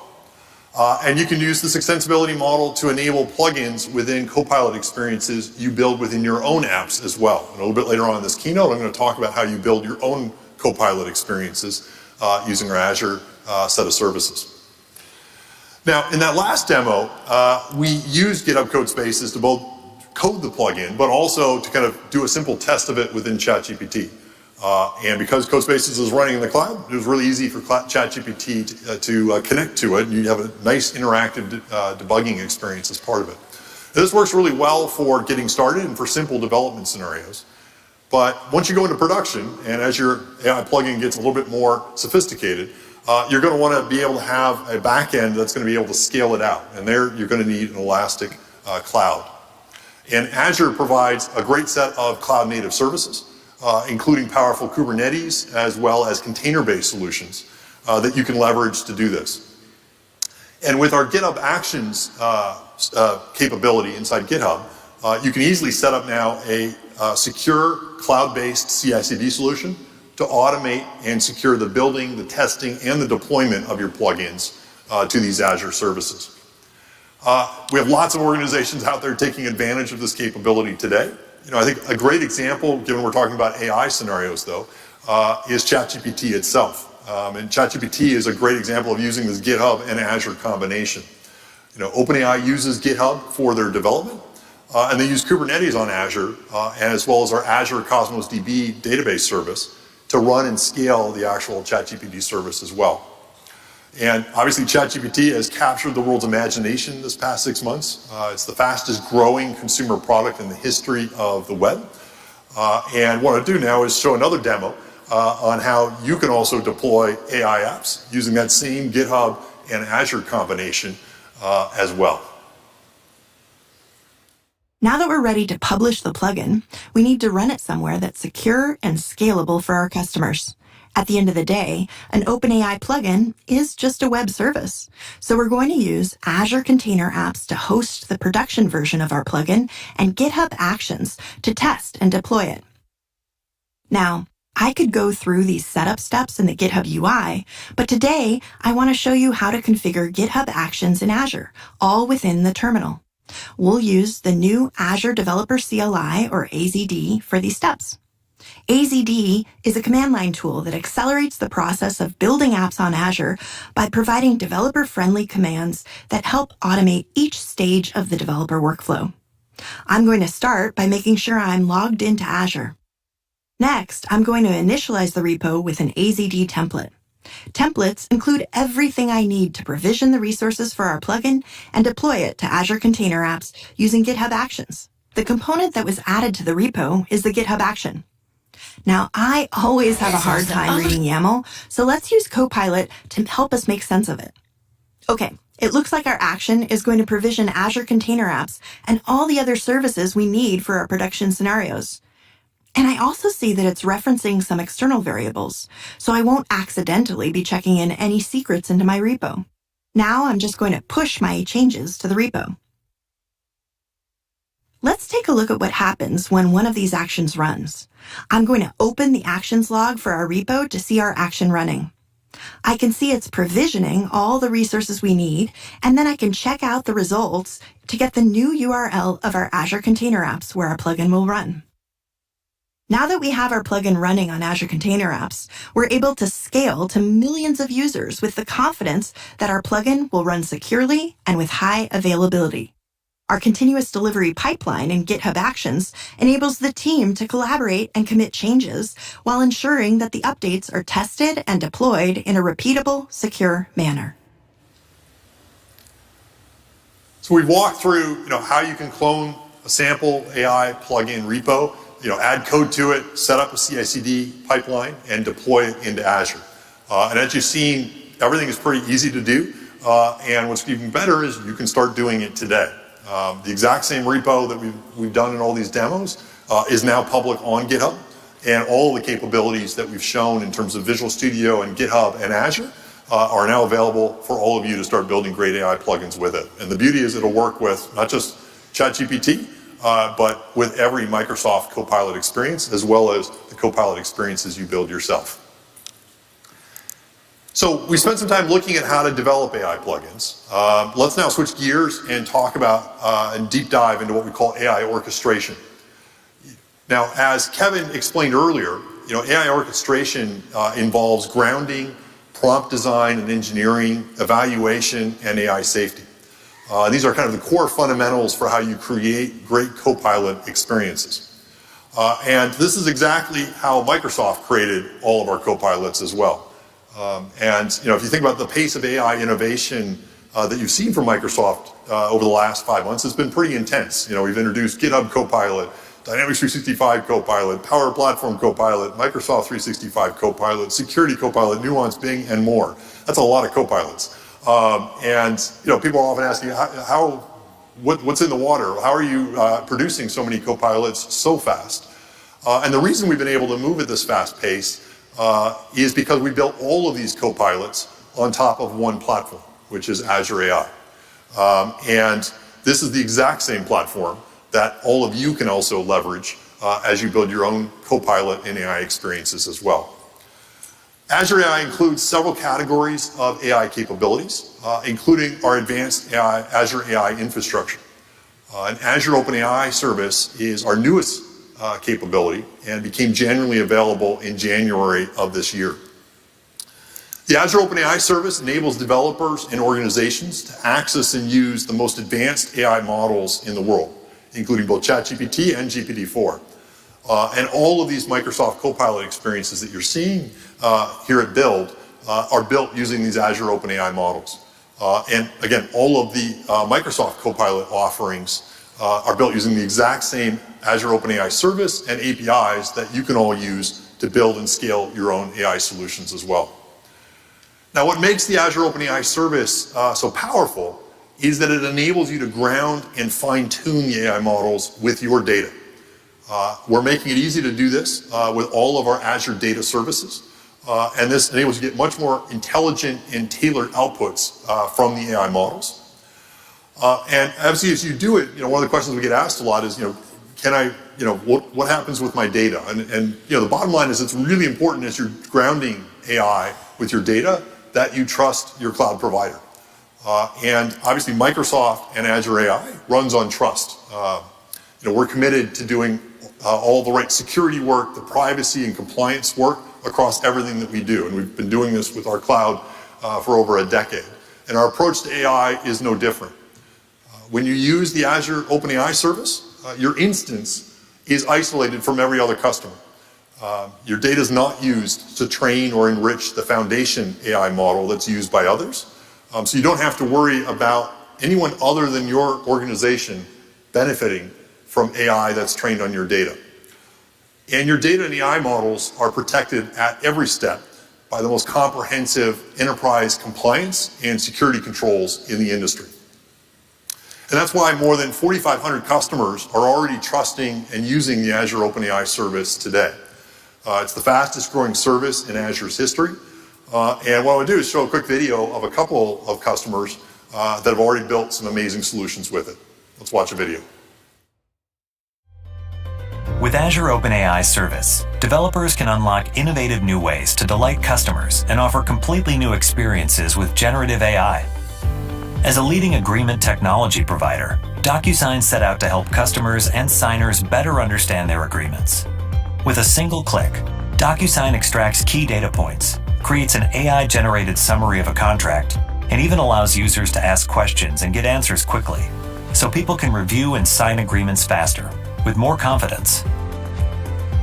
Thread helps IT technicians improve customer communication by eliminating tickets in favor of conversations that begin in the applications they use every day, like Microsoft Teams. With Azure OpenAI Service, within 2 weeks, Thread developed a tool that automates time entries and streamlines resourcing and service request assignments, saving technicians over an hour per day. Typeface unlocked the creativity of their customers to tell unique stories faster and easier than ever before. Using Microsoft Azure and Azure OpenAI Service, Typeface provides customers like Vasanti Cosmetics with a seamless experience to craft captivating content across marketing channels, while staying true to their distinct brand voice and visual identity. After learning about Vasanti's brand, using images, sample messaging, and branding guidelines, Typeface uses Azure OpenAI Service and other services to provide stunning images and compelling copy in seconds. That is right on brand. Azure OpenAI Service makes the impossible possible for small businesses and startups, as well as large and established brands. Microsoft Azure. So you just saw some great examples of companies that are already using the Azure OpenAI service within their products. And as you heard, in some cases, it was done in weeks. Let's now dive deep into how you can as well. This week at Build, we're introducing our new Azure AI Studio. The Azure AI Studio makes it incredibly easy to ground your AI models with your own data and to build retrieval augmented generation, or RAG-based solutions. And this enables you to build your own Copilot experiences that are specific to your apps and organizations. And you're going to see we've made it really easy to do so. So please welcome Seth Mares on stage to actually show us how to do it live. Here's Seth. How's it going, my friends? Seth has dark hair and is wearing a blue shirt. This has got to be really hard for me to do. I want to build my own Copilot. It turns out that creating your own private company Copilot that understands your data with Azure OpenAI Service has never been simpler. In this scenario, we're the Contoso outdoor company. We're trying to make Contoso happen again. Notice that when I ask it a question that's specific about a return policy, here, let me type it. I'm a fast typer. But notice I'm asking about camping, and I'm wondering if I'm going to get dirty. And now that I purchased the Trailmaster X410, I want to know, can I send it back? Notice that the response that it gives is effective, and it has the right documentation. So how do you do such a thing, you might ask? Well, it all starts with Azure. You go to the Azure portal and create a new Azure OpenAI resource. And this is just like any other Azure resource. What you do when you get this is you get this Azure AI Studio, which is a new experience which makes it incredibly easy to ground your AI models with your data. I can use any of the available models. Notice here I have GPT-4 and GPT-3.5 Turbo, amongst others that are on there. Now, this experience allows you also to test it out. I'm using the vanilla chat GPT here, and notice that when I ask it about camping, it has a pretty good answer, and you can see these responses in there. So the question then becomes, what happens when I ask it a specific question about the return policy for the Trailmaster X410? Well, notice it doesn't know. So how do I fix this? How do I put data in there? Well, you've heard a lot from Kevin about something called the RAG pattern, which is where you retrieve facts, inject them into the prompt or augment the prompt, and then what you do is you generate a new response. Now, the thing that I want to say about this studio as you're looking at it is this is your very own Azure AI Studio. It only benefits you. No one else can see your data. This is just for you. So this RAG pattern that Kevin talked about is such a common pattern that we've simplified it to just a few clicks. So let me go ahead and click Add Data and then go to Add Data Source. Look, I got excited and started doing it backstage. Notice that when you add your data source, you can select from a number of different data sources. All the modalities available to you on Azure. Also, with cognitive search, as you heard about before, there is a new vector embedding available to you right in there. Also, the cool thing about cognitive search is it can crack open your PDF documents and your Word files and be in there. All right, so let's keep going. I acknowledge that I am connecting to an Azure service. Now let's map some of the data together. There's the content, there's the file name, there's the title. This is the best part of programming. Hit next. Oh, here's a cool feature. So this is a cool feature that we also added into this experience where you can limit responses to the data content that you retrieve, or you can let the service also augment some of that information as well. I'm going to leave it off. Okay, let's hit Save Data, and now I'm going to ask it some of the same questions from before. I'm really concerned about cleanliness and camping, apparently. Who wrote this? So notice that I'm getting a better answer that's grounded in data. And also when I ask it about a specific policy, return policy for the Trailmaster X410, I want you to notice something about the answer, which is really cool. Notice not only do you get an answer, but you get the citations from your actual data. What happened is when the query went in, it retrieved your data, injected into the prompt, and provided the answers. As you can see, this is pretty simple. Once you've got this working in the playground and your interaction flow is set up, everything is exposed as an API. You can use it in any application and surface it natively in whatever existing application you have, like this one, taking full advantage of the power of Azure AI. It's pretty cool, right?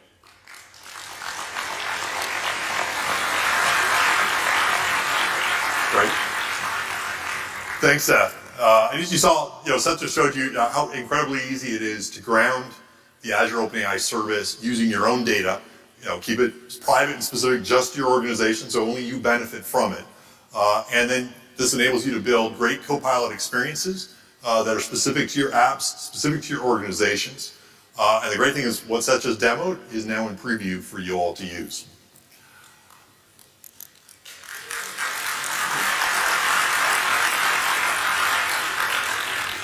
So data grounding is a critical part of how we build applications. As Kevin covered in his talk, AI orchestration also includes prompt engineering. And prompt engineering involves constructing the prompt and the meta prompt that you provide the AI model to produce a stronger, more specific response for the user. And this week at Build, we're introducing our new prompt flow support in Azure AI. Prompt flow provides end-to-end AI development tooling that supports prompt construction, orchestration, testing, evaluation, and deployment. And it makes it incredibly easy to leverage open source tools and frameworks like Semantic Kernel and LangChain to build your AI solution as well. And so let's go ahead and take a look at prompt flow in action. And Seth, back to you. Let's do it. All right, so before, remember, we were looking at just the documents. This time we want to look at a little bit more. So this is the same e-commerce application from before, which could be any SaaS company or product. Notice I'm going to ask it about jackets, but this time I'm going to be logged in as Jane, who has a very specific shopping cart. Remember before, it was just a bunch of documents that were used to augment the prompt, but can we do more? Can we add more information into the prompt? And it looks like we certainly can. Notice that we're getting a good response to our data, as well as it's telling us how well it pairs with the stuff in our actual cart, and they are actually in there, which is pretty cool. To do this, we are using a brand new Azure AI feature called Prompt Flow. It's pretty cool. It's really cool. You should clap a little bit. This is so cool. This is really cool stuff. This is a powerful suite of tools and services designed for prompt engineering regardless of your experience in machine learning or AI. It's the first end-to-end prompt engineering tool of its kind. It includes tooling for prompt construction, evaluation, deployment, testing, and even monitoring. With Azure AI Prompt Flow, we can fetch data from multiple sources and fetch it and put it directly into the prompt, whether it's structured, unstructured. It's pretty cool. I'm going to show you three things. There's a ton of things in here, but I'm just going to show you three. First, the graph, the prompt, and then the model. This here is the prompt flow graph. And what's cool about this is you can get structured information coming into here, like a JSON file, and you can flow information down into the prompt. So data flows down into the prompt, like flow prompt, but we called it prompt flow. So that's the first thing. Let me show you the retrieve cart node, which is pretty cool. I'm going to just show you one node. Notice that this node takes the cart ID and calls this minimal API. And this minimal API is written in .NET, so it looks like I closed it. Why would I ever do that? I'm so sorry. So it's a minimal API that you can call that has C# in the backend. Now, the reason why I want to show you this really quickly is to show you how extensible this is. If I can call an API, I can do anything as I'm doing things in the prompt. In fact, that API that I'm calling that you see right here is exactly the same API that manages the cart on the website. It's exactly the same thing. I'm not even kidding. It's the same thing. I could show you the back end, but I forgot to open Visual Studio Code. So the thing about this extensibility that's actually really cool is that because of that, we can extend to things like LangChain, Semantic Kernel, or other tools that are data-based, forgive the pun, that can pull data into your prompt, or really anything else. Okay, so that's the first thing I wanted to show you. The second thing I wanted to show you was the actual prompt. So this is the prompt that we're building. Notice that this prompt is a bunch of text that gets data from the previous nodes. So as I zoom in, notice that it's enumerating the items of the cart and putting it into the prompt. That's how it knows when it generates the actual response. This then gets put into the model that then is the answer is retrieved. This model can be any of the OpenAI models that you saw before, including any OSS models that you deploy in Azure ML. All right, so let's go to the actual model call. This is where we call the model. We can run it directly in here. We can also bulk test and deploy. And if you want to see the responses, you can see the responses right here, which is the answer we saw before, as well as the actual trace of where and how long things take. Finally, you can deploy this, and you can use it in your app as a single endpoint. In summary, Prompt Flow empowers developers to create richer language experiences that integrate data from multiple sources, providing personalized and contextually relevant information to your users. With its focus on simplicity, flexibility, and user engagement, Prompt Flow is the first prompt engineering tool of its kind, first end-to-end prompt engineering tool of its kind. I'm excited to see what you build with it. Back to you, Scott. Thanks, Sal. So Prompt Flow is an end-to-end system for building, testing, and deploying modern AI-driven applications. And as you saw, Prompt Flow works not just with our Azure OpenAI service, but also with thousands of open source AI models as well. And this week at Build, we're also releasing a new Azure AI model catalog that makes it incredibly easy for you to also use and consume every open source model out there across your Azure AI solutions. Now, Prompt Flow and Azure AI can also help you test and evaluate your AI applications to help ensure that your prompts are running safely. And in this new era of AI, considering safety is not an optional feature, it's really a requirement. And it can't be an afterthought. You really need to design with safety from the very beginning. And every AI system that we build at Microsoft is designed to uphold our AI principles. And this week, we're announcing our new Azure AI Content Safety Service to make it easier for you to also test and evaluate your AI deployments for safety as well. Now, the Azure AI Content Safety Service provides the same technologies that we use internally to build our own Microsoft Copilot experiences. And so you can also benefit from all the learnings that we've had in terms of making sure that our products are secure and safe. And so to share more, let me introduce Sarah Burt, who leads our responsible AI effort at Microsoft, to talk about how we're doing this. Please welcome Sarah. Sarah has brown hair and is wearing a floral dress. Thanks, Scott. The recent breakthroughs in foundation models have also transformed what's possible in responsible AI, enabling us to develop new state-of-the-art tools and technologies that previously we only could have dreamed of. We've built on top of these AI models deep understanding of text, image, and multimodal content, and have developed a new Azure AI service to automatically detect undesirable content, making it easier to keep online communities, applications, and AI systems safe. We know from our own experiences building GitHub Copilot, Bing Chat, and Microsoft 365 Copilot that safety is a key part of building any Copilot. We use a defense in depth or layered approach to safety. First, we've worked with OpenAI to build safety directly into the model so it can recognize problematic queries and respond appropriately. Now let's talk about the next two layers, the layers that you control, the safety system and the meta prompt.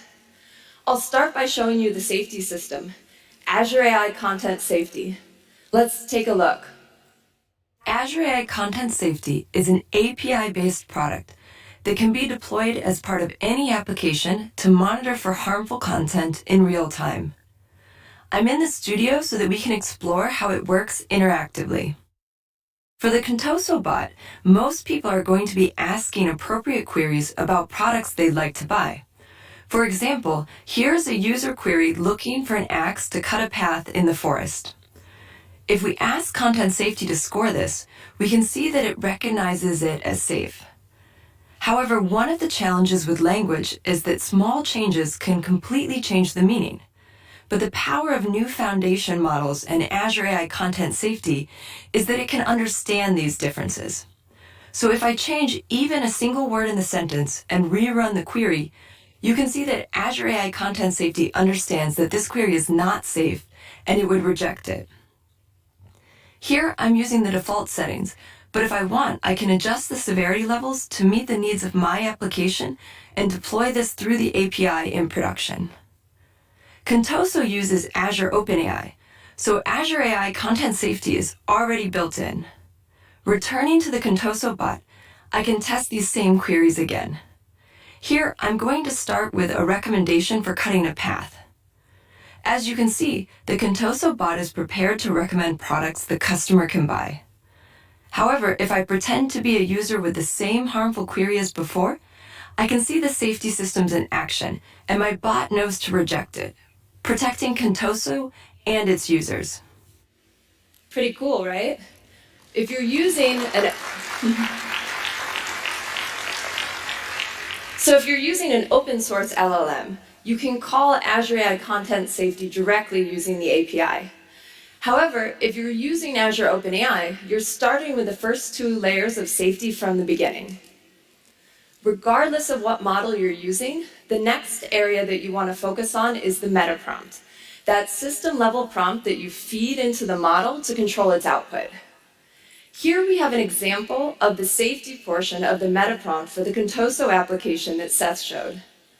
As you can see, it's simply instructing the model in natural language to control for grounding the response, for controlling the tone, for safety, and to prevent attempts to break the model's safety systems.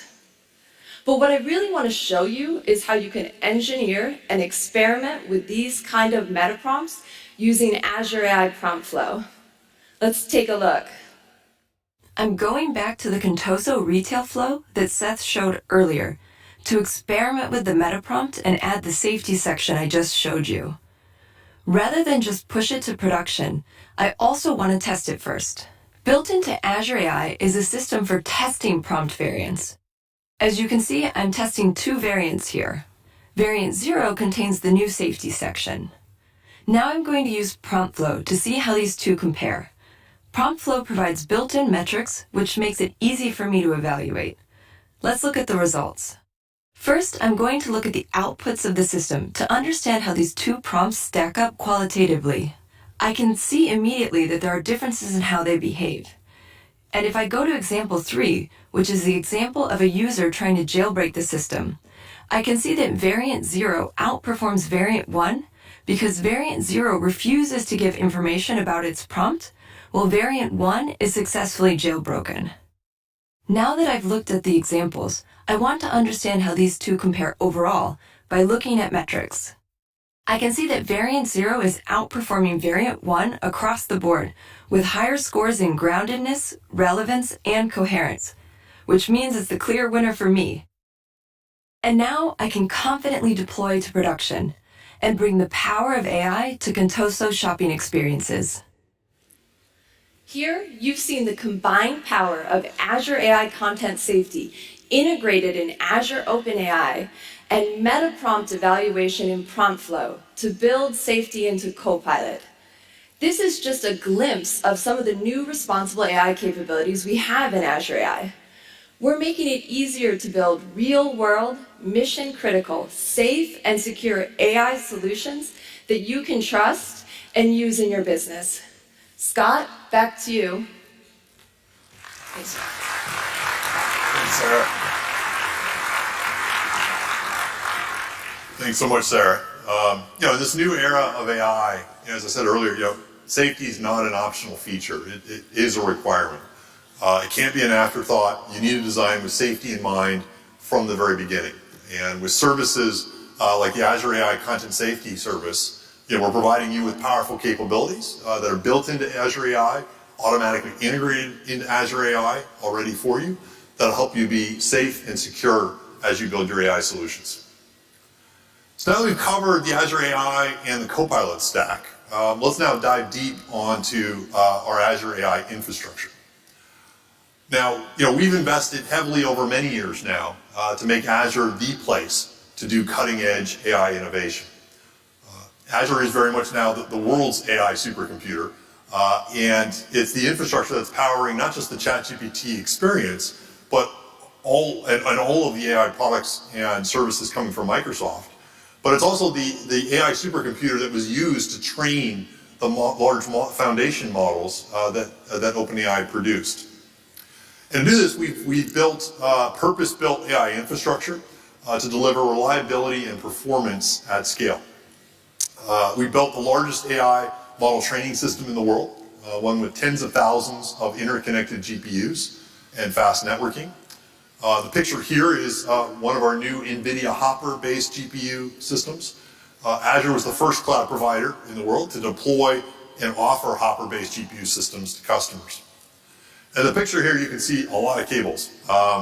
These are InfiniBand cables, and they're really important for our GPU clusters. And it's one of the ways that we really differentiate ourselves from others.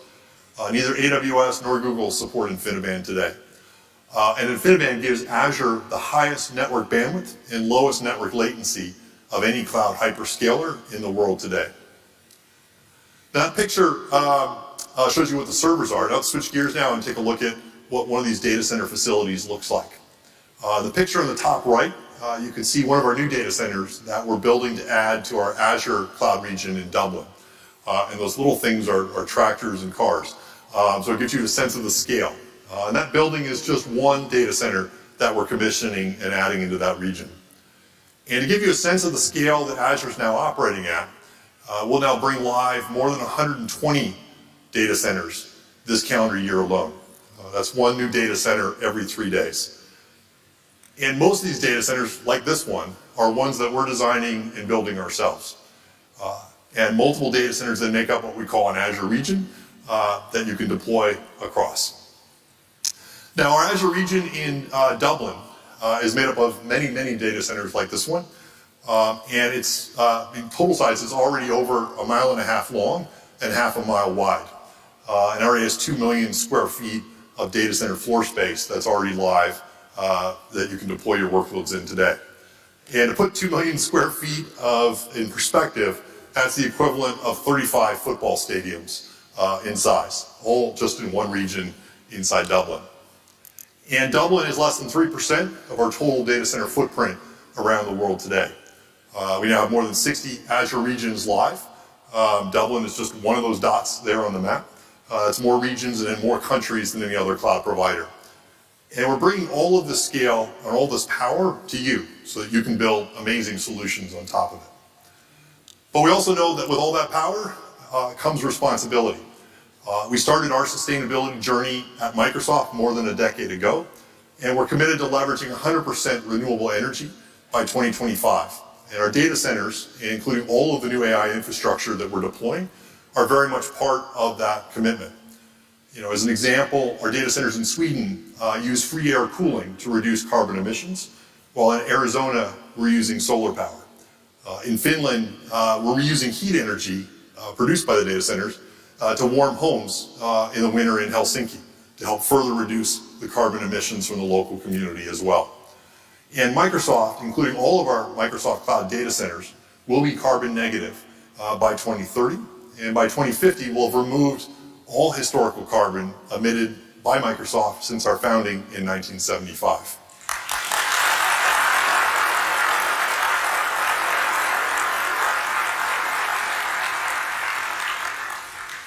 Now, the Azure AI infrastructure is being used for many, many different AI models and scenarios. We're talking at this conference and today a lot about the great work we're doing with OpenAI and LLMs on Azure. But we're also using this exact same infrastructure for many other AI models and experiences as well. And another unique AI partnership we have is with NVIDIA.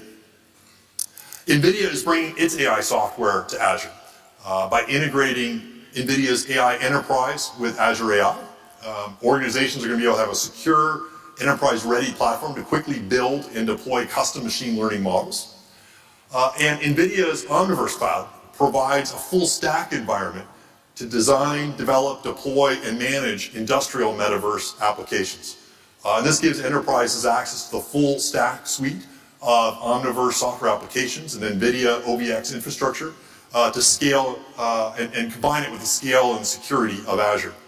Azure is the only cloud provider offering Omniverse Cloud today. And with Omniverse Cloud on Azure, organizations like BMW are now able to build truly virtual factories. The BMW team can aggregate data into massive high-performance models, connect their domain-specific software tools, and enable multi-user live collaboration across factory locations.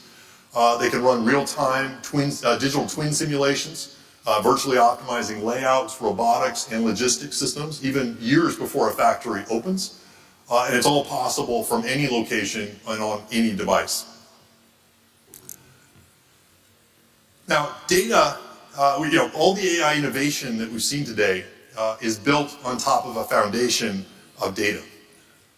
Data is really the fuel that powers AI. And AI is only as good as your data. And so it's never been more important to have a great data analytics and data management foundation in place. And this week at Build, we're excited to announce Microsoft Fabric, a unified platform for data analytics, really designed for the era of AI. With Microsoft Fabric, we're bringing together Power BI, Data Factory, and the next generation of Synapse. And Fabric unifies all these analytics tools at every layer into one seamless product with one experience and one common architecture. You literally have unification at every layer. Unified data, a unified product experience for all your data professionals to collaborate in, unified governance and security, providing a single source of truth for everyone in the organization and a single way to secure it, and a unified business model to help ensure that all your resources are used in the most cost-effective way. And this complete platform really delivers data analytics as a software as a service model, just like Microsoft 365, making it much easier to stand up and manage, with frictionless onboarding, automatic optimization and integration, built-in security, governance, and compliance. It's lake-centric and has an open data architecture. And it has deep integration with Microsoft 365. And what's great is it's designed in particular for the era of AI with built-in Copilot support.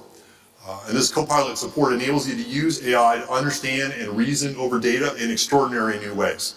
What I do is show a video of some of these new capabilities in action. Let's take a look at how Copilot in Power BI is empowering everyone to quickly find and share insights. For example, say I'm an HR analyst who is constantly handling requests from my management to do analysis and provide answers. It can take hours and even days to respond with new reports. Now with Copilot in Power BI, I can simply describe the report I want to build and get insights in seconds. Maybe we need a breakdown of some of our employee data to understand demographics and hiring trends. I just describe what I need, and Copilot will automatically analyze my data and create a new report based on my needs. Immediately, I have a beautiful Power BI report that has been automatically created and is fully interactive. I can start slicing and dicing my data to explore deeper. Copilot added the charts and slicers I asked for, but also conveniently gives me options to adjust the output to get just what I need. For example, let's switch to ask for metrics and trends in a slightly different layout. Automatically, Copilot updates the report. Let's go ahead and keep this report page. It goes much further. I can also ask questions such as, why is our attrition rate going up? Copilot responds by adding a new page to my report and tapping into Power BI's built-in advanced analysis capabilities for finding key influencers for variables in my data. In addition to giving me a summary of an insight about different employee types having different attrition rates, I can easily explore Power BI's key influencer visual to see what's driving the biggest impact in our attrition rate. I can even automatically see the most significant segments in my data just by clicking. Now let's go back to the first page and finish up our new report. I'm going to ask Copilot to make it look like our existing exec dashboard, and instantly it's applied the same formatting and style and adjusted the layout to match.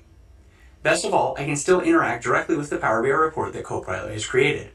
So for example, if I wanted to manually change this bar chart to a tree map on my own, it's easy to do with just a few clicks. Let's add employee functional area, and now I can filter by this new field. Finally, to make the report even easier for my team to understand, I'm going to ask Copilot to add a rich text description of my data right inside the report. This narrative summary is fully dynamic, and not only does Copilot highlight interesting insights from my data, it will update the summary every time the data is refreshed or people filter the report. And just like that, in seconds, I've created a report that would have taken hours or days to do manually. Copilot, built on top of Azure OpenAI, is truly revolutionary for how we empower everyone to find and share insights.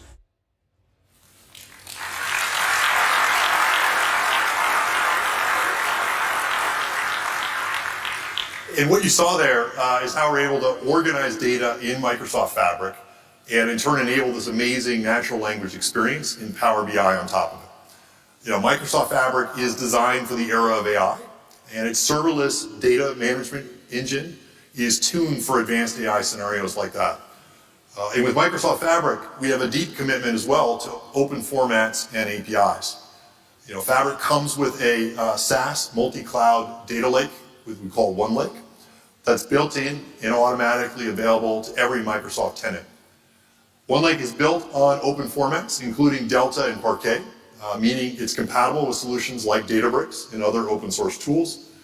And since we know that many customers want to build AI solutions using data that might already be stored in other clouds, we've also built Microsoft Fabric to work across clouds, including AWS and in the future Google.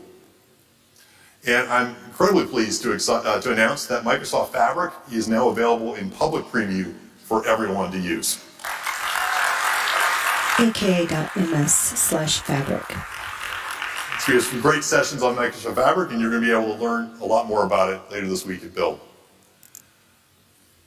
So we have an exciting future ahead of us. Azure and the Microsoft Cloud, is the place for every developer and every organization on the planet to be able to innovate using AI. We're really looking forward to building some great AI solutions with you together, and I hope you have a great rest of the build and a great rest of the day. Thank you very much.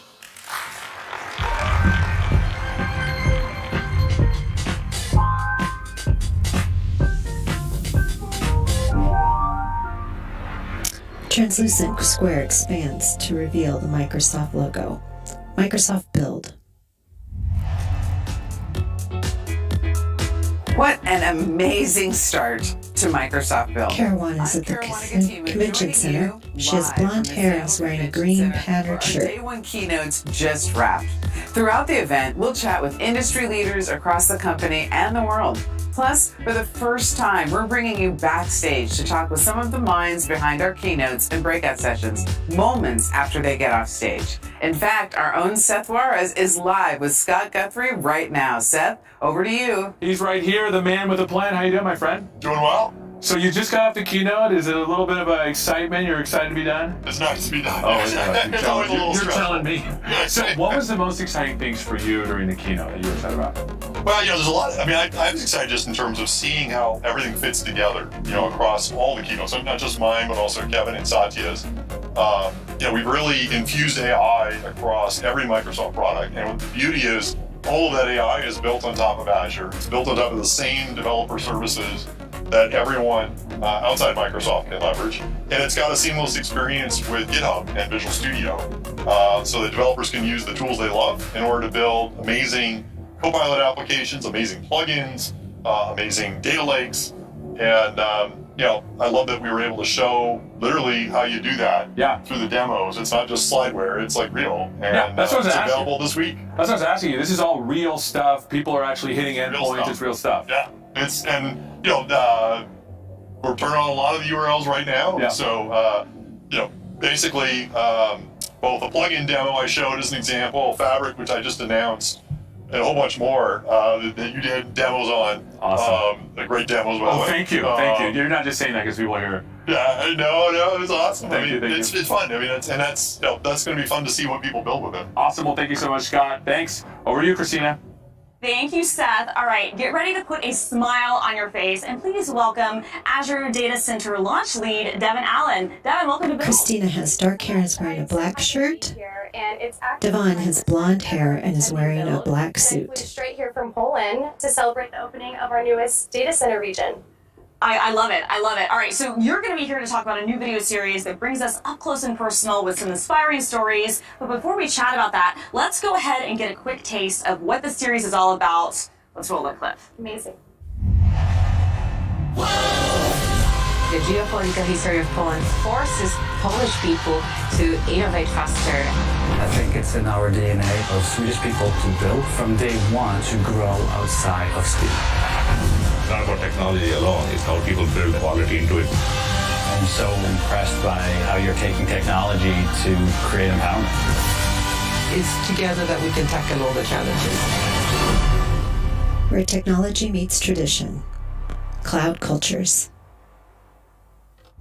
Microsoft Azure. I love that. It looks so great. So for the people at home, tell us a little bit about what is Cloud Cultures. Would love to. So as you can see in the video, Cloud Cultures is a video series that is hosted by our very own Corey Sanders. Love Corey. It's great. CVP of Microsoft Cloud for Industry. And essentially, we follow him along on his journey throughout Europe as he visits some of our newest and also existing fast-growing cloud regions. And essentially what we do is we want to take a step back away from the weeds of the technology to really focus on the people and highlighting the people behind the technology who are using it to do good and make a better world around them. But then also exploring how their culture, how their beliefs, how their values all play a role in innovation in the market. That's great. And you mentioned at the top, like you just came in from Poland. Like what experiences did you get? Like what's the big takeaway that you have from your time in Poland and from your time kind of working on some of these series and with these data centers with the people? I would say there are two things that really stood out to me in Poland. The first one really being, how much the history and specifically the geopolitical history in Poland impacts technology and innovation in the market. And you can really see this and feel this in conversations with people there, but also in the stories that we're highlighting. And then another thing that I really, really loved and that stood out to me was around accessibility and inclusion and making sure that new technology is accessible and the opportunity that comes from it is also accessible. And so one of the stories you'll see actually outside of a customer video is from a woman named Tanya, who's a part of one of our skilling programs in Poland, and specifically focusing on upskilling in cybersecurity.